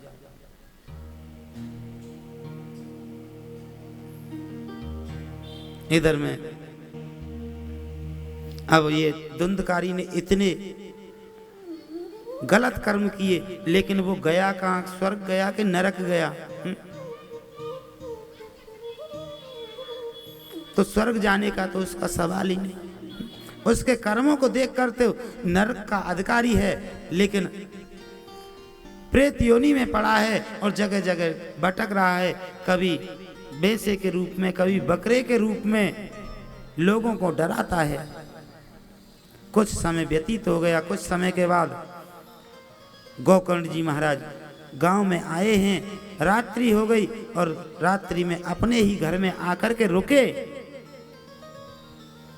अपने घर में आकर के रुके हैं और रात में जब घर में सो रहे थे तो वही धुंधकारी आया है और आकर के गोकर्ण जी महाराज के सामने अनेक रूपों में उनको डराने की कोशिश करता है। कभी भैंसे का रूप, कभी बकरे का, कभी कुछ बनता है, कभी कुछ बनता है। लेकिन गोकर्ण महाराज तो ज्ञानी हैं, पंडित हैं, उनको कौन डरा सकता है। आज इधर में गोकर्ण महाराज ने देखा, अरे क्या बात है। सुबह हुआ और लोग बागों सब गांव वालों के सामने कहा गोकर्ण जी ने कि ये क्या बात है। जब मैं रात्रि में विश्राम कर रहा था तो इस घर में कोई प्रेत आता है, अनेक प्रकार के रूप बना बना के डराने की कोशिश करता है। गांव वाले कहते हैं कि गोकर्ण महाराज ये वो धुंधकारी है ना, उसे वैश्याओं ने जला के मार दिया, वही अब यहाँ प्रेत के रूप में घूमता है। दूसरी रात्रि हुई, धुंधकारी महाराज घूम रहे हैं प्रेत योनि में और गोकर्ण जी अपने घर में सो रहे थे तो धुंधकारी आया है और गोकर्ण महाराज को डराने लगा। और गोकर्ण महाराज कहते हैं, कौन हो भाई तुम, कौन हो, क्या बात है, कैसे परेशान हो, क्यों भटक रहे हो। इधर में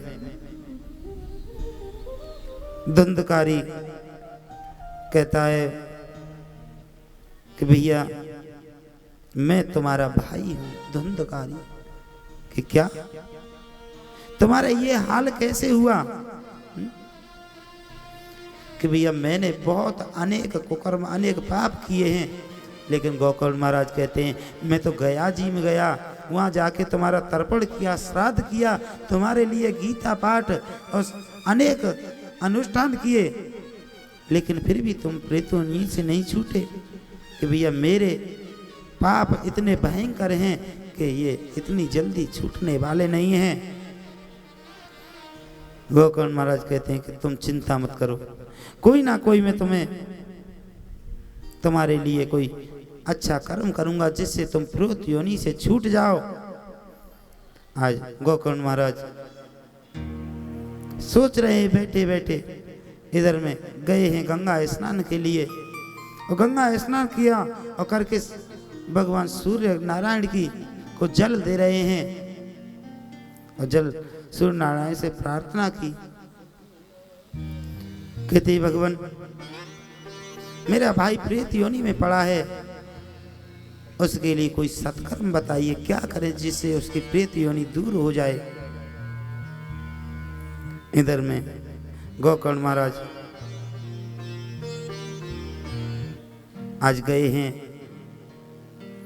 और जब सूर्य की प्रार्थना की तो सूर्य ने कहा, भगवान सूर्यदेव कहते हैं कि गोकर्ण महाराज धुंधकारी के जो है ना कर्म बहुत ज्यादा घिनौने हैं, तो उनका केवल एक ही उपाय क्या कि श्रीमद् भागवत का पाठ करो, तभी उनको प्रेत योनि से मुक्ति मिलेगी। आज गोकर्ण महाराज भागवत कथा का आयोजन करते हैं और एक 7 गांठ का हरा बांस मंगाया है और बांस मंगा के जो कथा के एक खम्भे पे बांध दिया है और आज धुंधकारी को बुलाया है कि आओ भाई, आकर के तुम इस बांस में प्रवेश कर जाओ, इसमें बैठ जाओ। गोकर्ण महाराज ने कथा शुरू की है। पहले दिन की कथा हुई तो गांठ की बांस है ना, उसकी जो पहली गांठ है वो फट गई। दूसरे दिन की कथा हुई, दूसरी गांठ फट गई। जैसे जैसे कथा बढ़ती गई गांठें फटती चली गई और 7वें दिन धुंधकारी प्रेत योनि को छोड़ करके सामने प्रकट हो गया। बोलिए भागवत भगवान की जय। और भगवान के धाम से सुंदर विमान आया और धुंधकारी को बिठा करके ले जाने लगे। लेकिन गोकर्ण महाराज कहते हैं भगवान के पार्षदों से, भैया रुको, क्या बात है भैया, कि कथा तो इन सब लोगों ने सुनी है, लेकिन विमान अकेले के लिए क्यों आया? इनको भी तो लेके जाओ। लेकिन भगवान के पार्षद कह रहे हैं, महाराज कथा सुनी है इन्होंने, ये तो यहाँ केवल शरीर से बैठे थे, असली कथा तो केवल धुंधकारी ने सुनी है, इसलिए उसको मुक्ति मिल गई। ये केवल शरीर से बैठे थे बस यहाँ, और सोच कहीं अंत की थी। यहाँ केवल शरीर रखा था, ये यहाँ नहीं थे। कथा इन्होंने नहीं सुनी कि ऐसे कैसे हो जाएगा भगवान, कि नहीं ऐसे ही हुआ है, कि ठीक है तो मैं इनके लिए दोबारा से कथा सुनाऊंगा। क्यों ऐसा होता है ना कि कुछ बूढ़ी मैयाएं हमारी घर से आई कथा सुनने के लिए, तो कुछ ऐसी हैं कि जो बहुओं से अलग रहती हैं। अब घर में अलग रहती हैं तो अपना सामान भी अलग रखती हैं। तो ऐसी एक मैया आई और कथा में आके बैठी हैं, बहू से न्यारी रहती हैं और अपने सामान का ताला लगा के आई हैं, और कथा तो चल रही है और कथा में लेकिन मैया का यही ध्यान है, वो ताला लगा के आई है ना, बैठी बैठी उसी को खींच रही हैं ध्यान में, कि वो ताला तो मैंने लगाया लेकिन खींच के नहीं देखा लगा है कि नहीं लगा। ताला अगर खुला रह गया ना तो बहू है ना जो गोपाल गांठ रखी है मेरी, वो सब निकाल लेगी। तो इस प्रकार से नहीं, घर की चिंता घर छोड़ के आओ, यहाँ पूरे मन से आओ, जिससे कि ये जो सुंदर गंगा बह रही है ना, इसका आपको लाभ मिले। तो आज धुंधकारी के लिए सुंदर विमान आया और दोबारा से फिर गोकर्ण महाराज ने कथा की है और उस कथा सभी ग्रामवासियों को सुनाई। उसके बाद सभी के लिए सुंदर विमान आए और सभी लोग उसमें बैठ करके भगवान के धाम को चले गए। सभी का उद्धार हो गया कि सतगुरु ने पकड़ी बाह, नहीं तो मैं बह जाती। सतगुरु ने पकड़ी बाह, तो मैं बह जाती। ओ सतगुरु ने पकड़ी बाह, नहीं तो मैं बह जाती।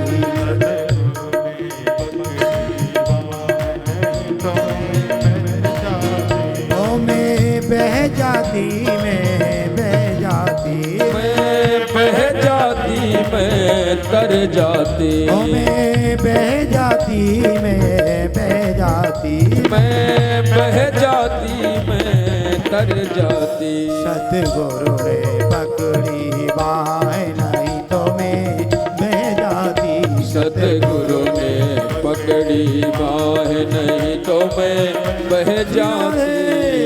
जय हो। बैठे बैठे ताली बजाते रहे, चुप ना बैठे।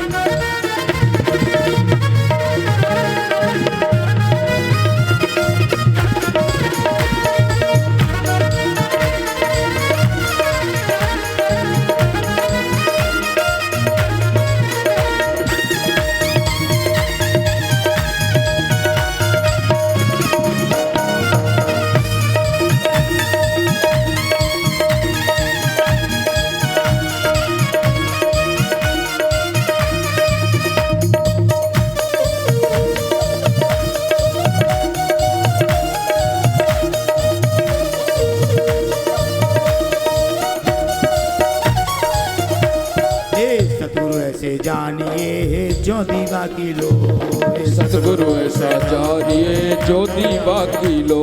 सतगुरु ऐसा जानिए जो दीवा की लो। सतगुरु ऐसा जानिए जो दीवा की लो। आई पड़ोसिन ले गई रे, आई पड़ोसन ले गई रे, आई पड़ोसिन ले गई रे, आई पड़ोसन ले गई रे।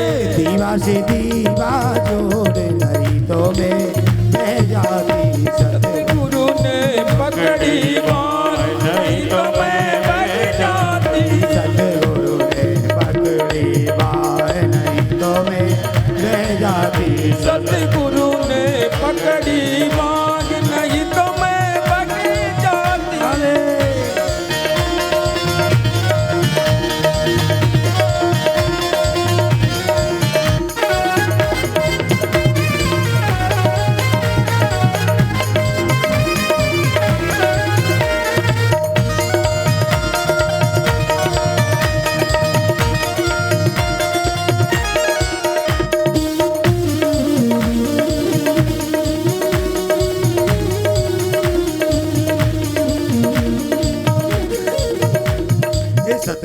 ऐसा जानिए जो धोबी को घाट।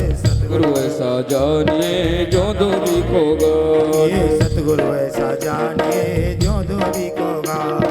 सतगुरु ऐसा जानिए जो धोबी को घाट। के ज्ञान सिला पे दे दे पटके, ज्ञान सिला पे दे दे पटके, ज्ञान सिला पे दे दे पटके, ज्ञान सिला पे दे दे पटके। देह मोक्ष की बात नहीं तो में बह जाती। सतगुरु ने पकड़ी बाह नहीं तो मैं बह जाती। सतगुरु ने पकड़ी बाह नहीं तो मैं बह जाती। सतगुरु ने पकड़ी बाह नहीं तो मैं रह जाती।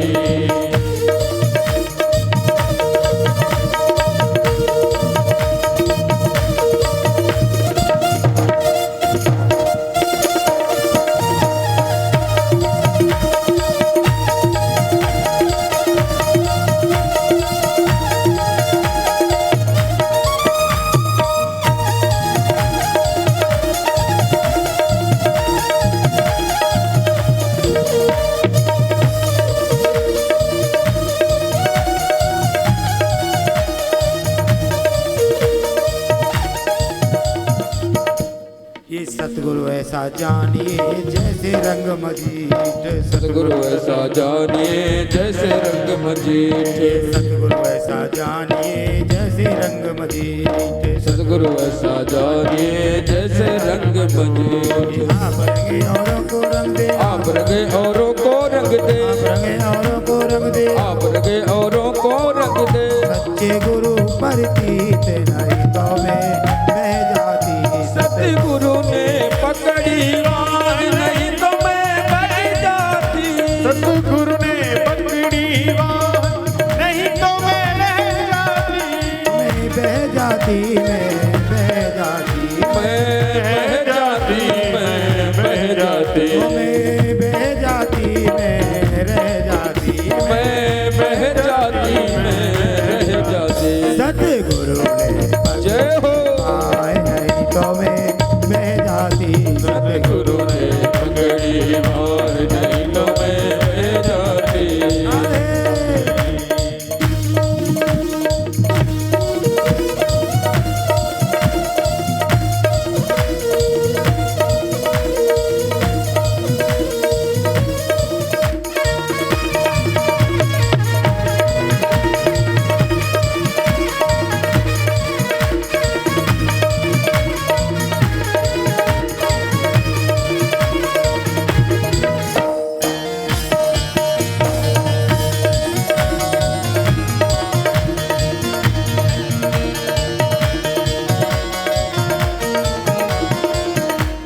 ये सतगुरु ऐसे जानिए जैसे भृंग पतंग। सतगुरु ऐसे जानिए जैसे बंद पतंग। ये सतगुरु ऐसा जानिए जैसे भृंग पतंग। सतगुरु ऐसा जानिए जैसे रंग पतंग। देकर मंत्र ज्ञान बुद्धि में, देकर मंत्र ज्ञान बुद्धि में, देकर मंत्र ज्ञान बुद्धि में, देकर मंत्र ज्ञान बुद्धि में। अपनो चढ़ावे रंग नहीं तो मैं बह जाती। सतगुरु ने पकड़ी बाह नहीं तो मैं बह जाती। सतगुरु ने पकड़ी बाह नहीं तो मैं बह जाती। सतगुरु ने पकड़ी बाह नहीं तो मैं बह जाती। मैं बह जाती, मैं रह जाती, मैं बह जाती, मैं तर जाती। मैं बह जाती, मैं बह जाती, मैं बह जाती, मैं तर जाती। सतगुरु ने पकड़ी बाह नहीं तो मैं बह जाती। सतगुरु ने पकड़ी बाह नहीं तो मैं बह जाती। सतगुरु ने पकड़ी बाह नहीं तो मैं बह जाती। सतगुरु ने पकड़ी बाह नहीं तो मैं बह जाती। बोलिए सतगुरुदेव भगवान की जय। इस प्रकार से आज गोकर्णी महाराज सभी गांव वालों के, ग्वाल वालों के साथ में स्वयं भी भगवान के धाम को आज विमान में बैठ करके चले गए। और इधर में नारद जी कहते हैं कि भगवान सनकादि से कहा कि ये कथा श्रवण की विधि को हमें सुनाइए। आज सनकादि ऋषि कहते हैं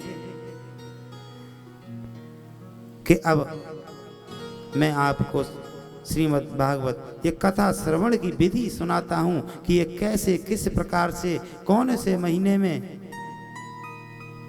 सुननी चाहिए। इस प्रकार सप्तविधि का ब्राह्मण को बुला करके, इसका ज्योतिषी को बुला करके मुहूर्त निकलवाना चाहिए। सुंदर सुंदर मुहूर्त निकलवा करके और सुंदर बढ़िया समय में ये अनुष्ठान कराया जाए। भाद्रपद के महीने में, कार्तिक मास, आषाढ़ और श्रावण, अश्विन, इस प्रकार से ये 6 महीने में जो सुनते हैं ना, 6 महीने सबसे ज्यादा मोक्षदायक हैं। और सुनने वाले श्रोताओं को जमीन पर बैठना चाहिए और कहने वाले ऊपर। और इसमें शुद्ध मन से एक बार भोजन करें और एक बार फलाहार करें। इस प्रकार से आज सनकादि ऋषि नारद जी को सप्ताविधि श्रवण करा रहे हैं। और कोई सुंदर संत ब्राह्मण हो, कहने वाले, उल्टे सीधे ना हो, कोई खाने पीने वाले, उनके द्वारा ये कराया जाए। इधर में सुनने वाले भी सुंदर होने चाहिए और कहने वाले भी बढ़िया। और एक टाइम भोजन करें, एक टाइम फलाहार करें। इस प्रकार से आज सनकादि ने विधि बताई। और इधर आगे चल के सुखदेव जी के बोले, भगवान ये भागवत है ना जो निगम कल्प तरोरिगलितम फलम सुख मुखादमृत द्रव्य संयुतम पिबतम भागवतम रसमालयम मुहुरहु रसिका भुवि भावुका। सुखदेव जी कहते हैं, रसिक एवं भावुक जन, ये जो श्रीमद् भागवत वेद रूपी कल्प वृक्ष है ना, इसमें ना तो छिलका है ना गुठली है, इसमें केवल रस ही रस है। ये ऐसा पवित्र ग्रंथ है। लेकिन और इस ग्रंथ की रचना किसने की? व्यास जी महाराज ने श्रीमद् भागवत महापुराण की रचना की। और इधर में व्यास जी ने जब रचना की है और इसमें अनेक प्रकार से भजन कीर्तन सभी सम्मिलित ही हुए। और कीर्तन होने, जब कथा होना तो उसके बाद कीर्तन होता है। और कीर्तन बड़ा सुंदर, भगवान का नाम स्मरण करना चाहिए, पूरे ध्यान से इसे सुनना चाहिए। इधर में सूत जी कहते हैं, सनकादि ऋषियों से प्रश्न करते हैं। सूत जी से सनकादि ऋषि क्या प्रश्न करते हैं? कहते हैं, भगवान जिस से इस जगत की सृष्टि, स्थिति और प्रलय होते हैं, उस स्वयं प्रकाशित उस ज्योति में उस भगवान की, भगवान वासुदेव की हमें कथा सुनाइए। हमें मोक्ष कैसे मिले और इन पापों का निवारण हमारे को कैसे हो। जो ये कल्याण करने वाली ये कथा है, हमें उसका पान कराओ। ये जो श्रीमद् भागवत वेद रूपी कल्प तरु है, इसे हमें आनंदमयी सुधा से परिपूर्ण है। जब तक शरीर में चेतना रहे तब तक इसका श्रवण करते रहें, इस रस को पीते रहें। इस प्रकार एक बार भगवान विष्णु ने देवताओं के क्षेत्र नैमिषारण्य में सौनकादि ऋषियों ने भगवत प्राप्ति इच्छा से सहस्त्र वर्षों से पहले होने वाले एक यज्ञ का अनुष्ठान किया और उसमें भगवान सूत जी का पूजन किया। सूत जी का पूजन किया है और सूत जी महाराज को ऊंचे सिंहासन पर बिठाया और बिठा करके ऋषि कहते हैं, भगवान आप तो निष्पाप हैं,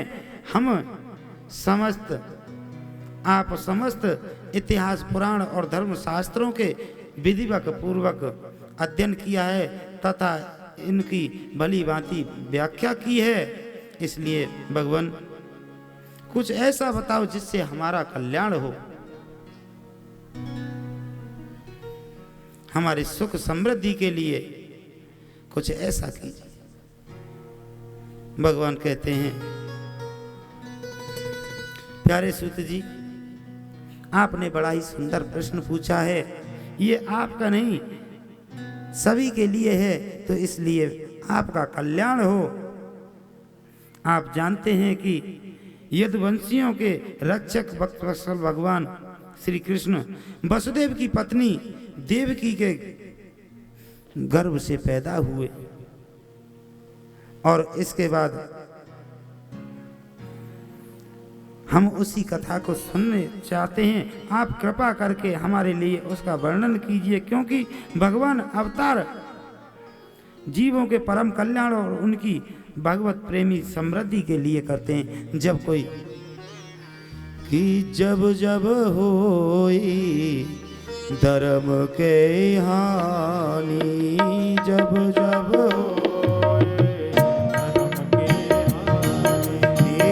जब जब होई धर्म के हानि, जब जब होई धर्म की हानि, बाढ़ई असुर अधम अभिमानी, बाढ़ई असुर अधम अभिमानी, श्री राम जय राम जय जय राम, श्री राम जय जय राम,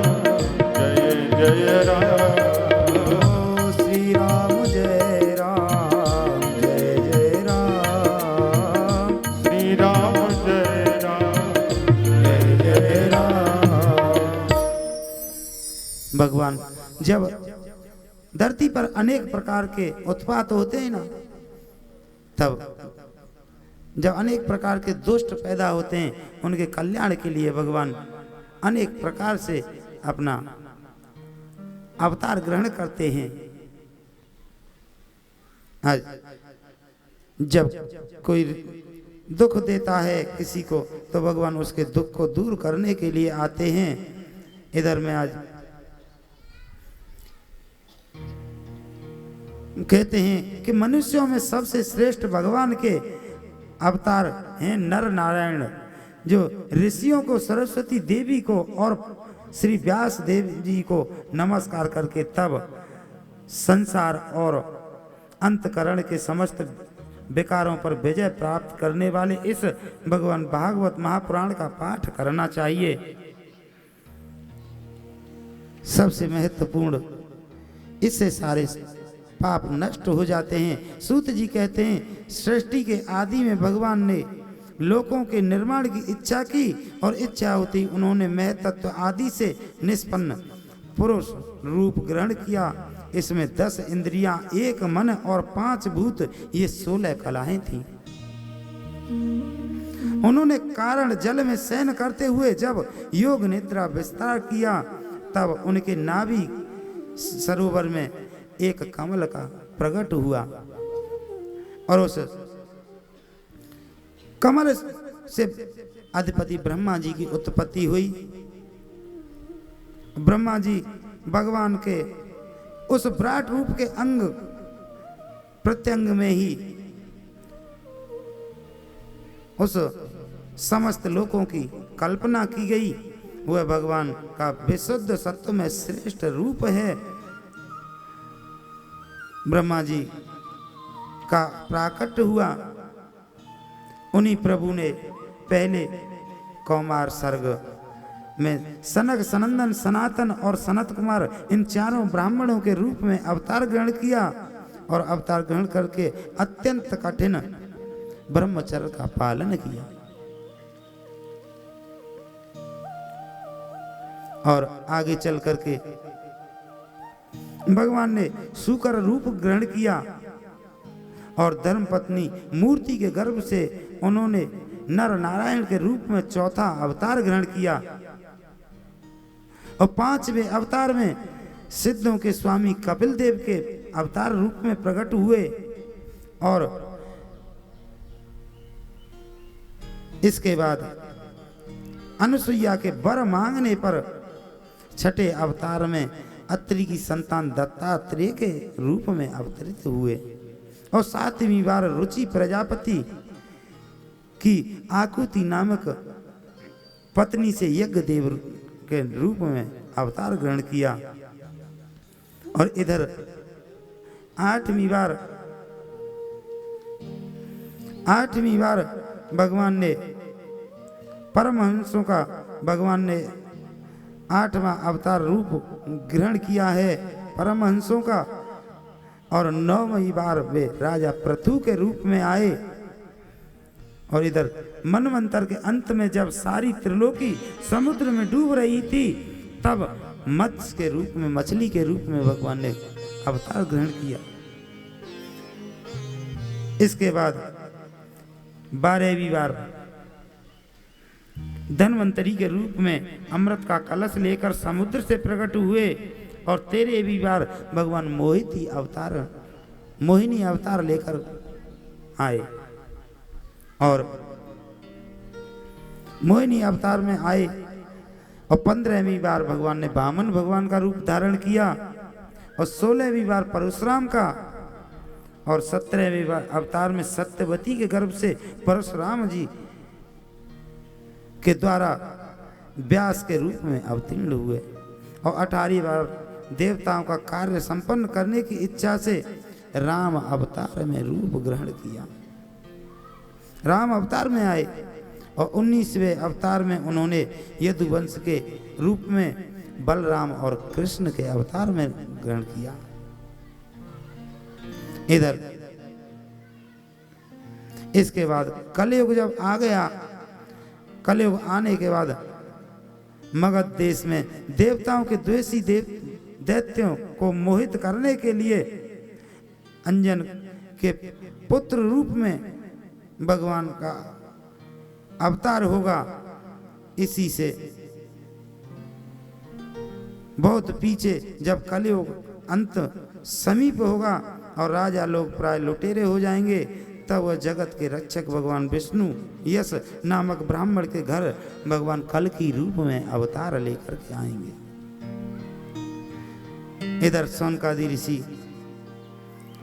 कहते हैं जैसे किसी सरोवर में हजारों फूल खिलते हैं ना, उसी प्रकार से भगवान हरि के असंख्य, भगवान के अनेक रूप हैं, अनेक अवतार हैं। इधर में ऋषि मनु, देवता प्रजापति, मनु पुत्र और जितने भी महान शक्तिशाली हैं वे सब के सब भगवान के सब अंश हैं। इधर में भगवान ने कहते हैं व्यास जी,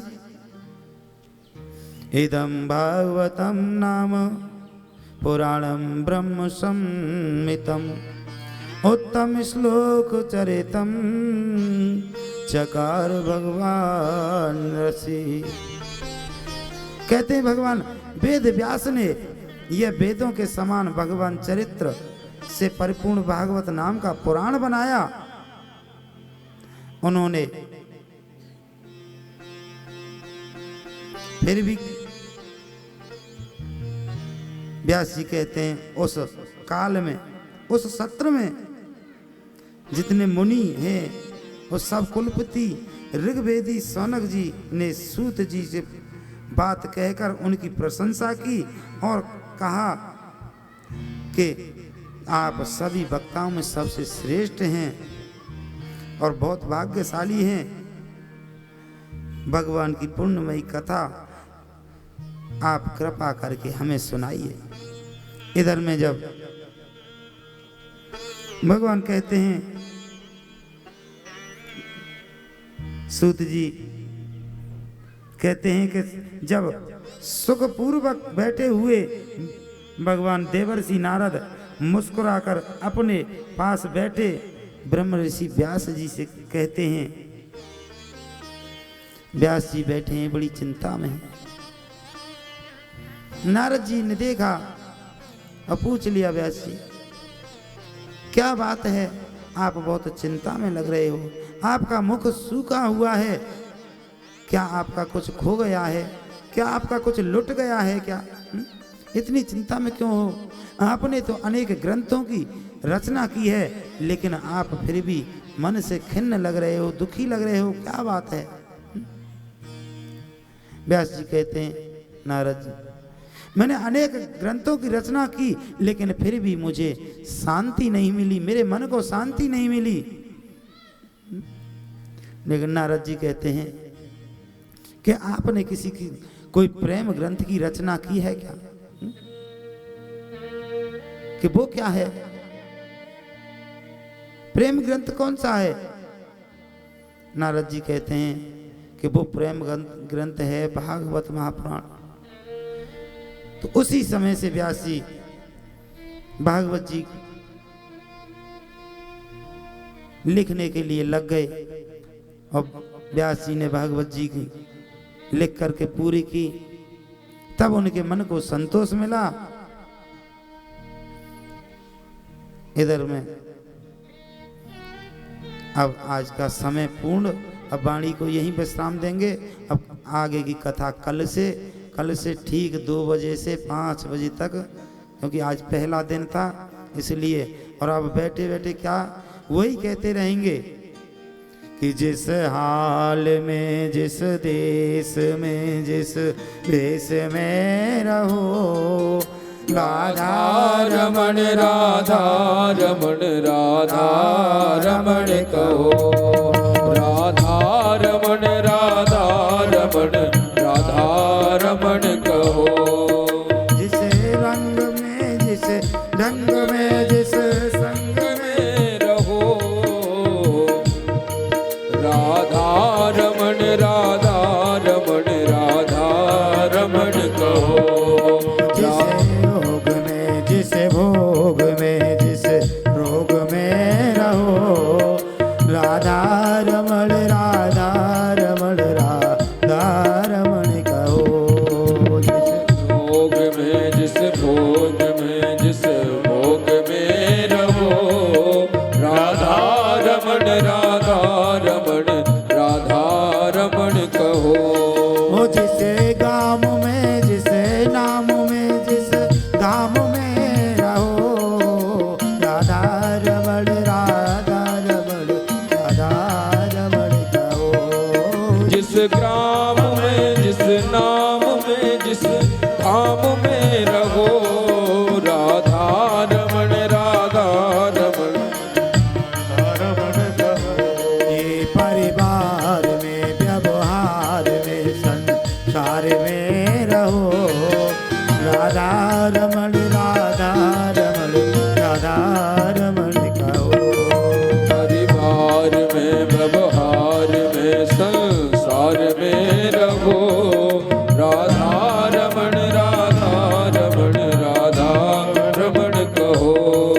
राधा रमण राधा रमण राधा रमण कहो।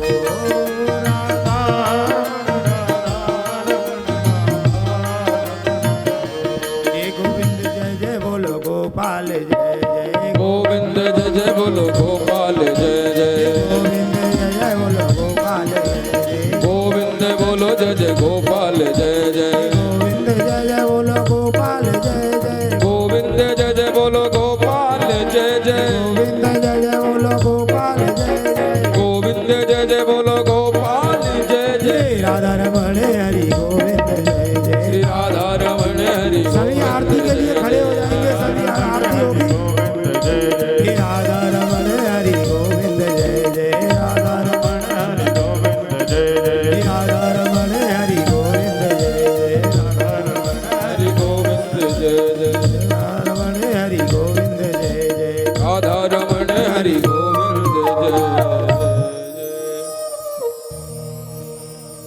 अब सभी लोग खड़े हो जाएंगे। अब भागवत भगवान की आरती होगी और उसके बाद प्रसाद लेकर के सभी जाएंगे। और कल से ठीक 2 बजे से 5 बजे तक, क्योंकि आज पहला दिन है, तो अभी 2-3 दिन तो कथा ऐसे ही चलेगी। जब भगवान का प्राकट्य होगा ना, उस दिन से आनंद बरसने लगेगा, जब भगवान यहाँ आएंगे आपके यहाँ। बोलो वृंदावन बिहारी लाल की। व्रत चल रहा है नहीं? हाँ, आइए हम सभी लोग आरती करेंगे। उसमें से वो निकाल दो, इस थाली में रखो दीपक को। कल हम सभी लोग समय का विशेष ध्यान रखेंगे। जैसा कि आप सब लोगों को पता ही है कि यह जब स्थान सभी का है, तो यहाँ पर होने वाले प्रत्येक आयोजन हमारे और आप सभी के हैं। आप सभी लोग तन से, मन से, धन से सहयोग कर इस आयोजन को सफल बनाएंगे। कल प्रातः कालीन 9:30 बजे यहाँ पर देवताओं का पूजन होगा। उसके बाद भागवत जी का मूल पाठ होगा कुछ क्षण, और उसके बाद 2 बजे से हम और आप सभी लोग कथा का दिव्य आनंद लेंगे। ओम ज्वाला मालिन्यै नमः, रत्नैश्वर्यै नमो नमः, आरार्तिक्यं चंद्रमा मनसो जादक्षोः सूर्यो अजायता, श्रोत्राद्वायुश्च प्राणश्च मुखादग्निरजायत। श्री बांके बिहारी तेरी आरती गाऊं, श्री कुंज बिहारी तेरी आरती गाऊं, बिहारी तेरी आरती गाऊं, श्री रमण बिहारी तेरी आरती गाऊं, आरती गाऊं प्यारे तुमको मनाऊं, आरती गाऊं प्यारे तुम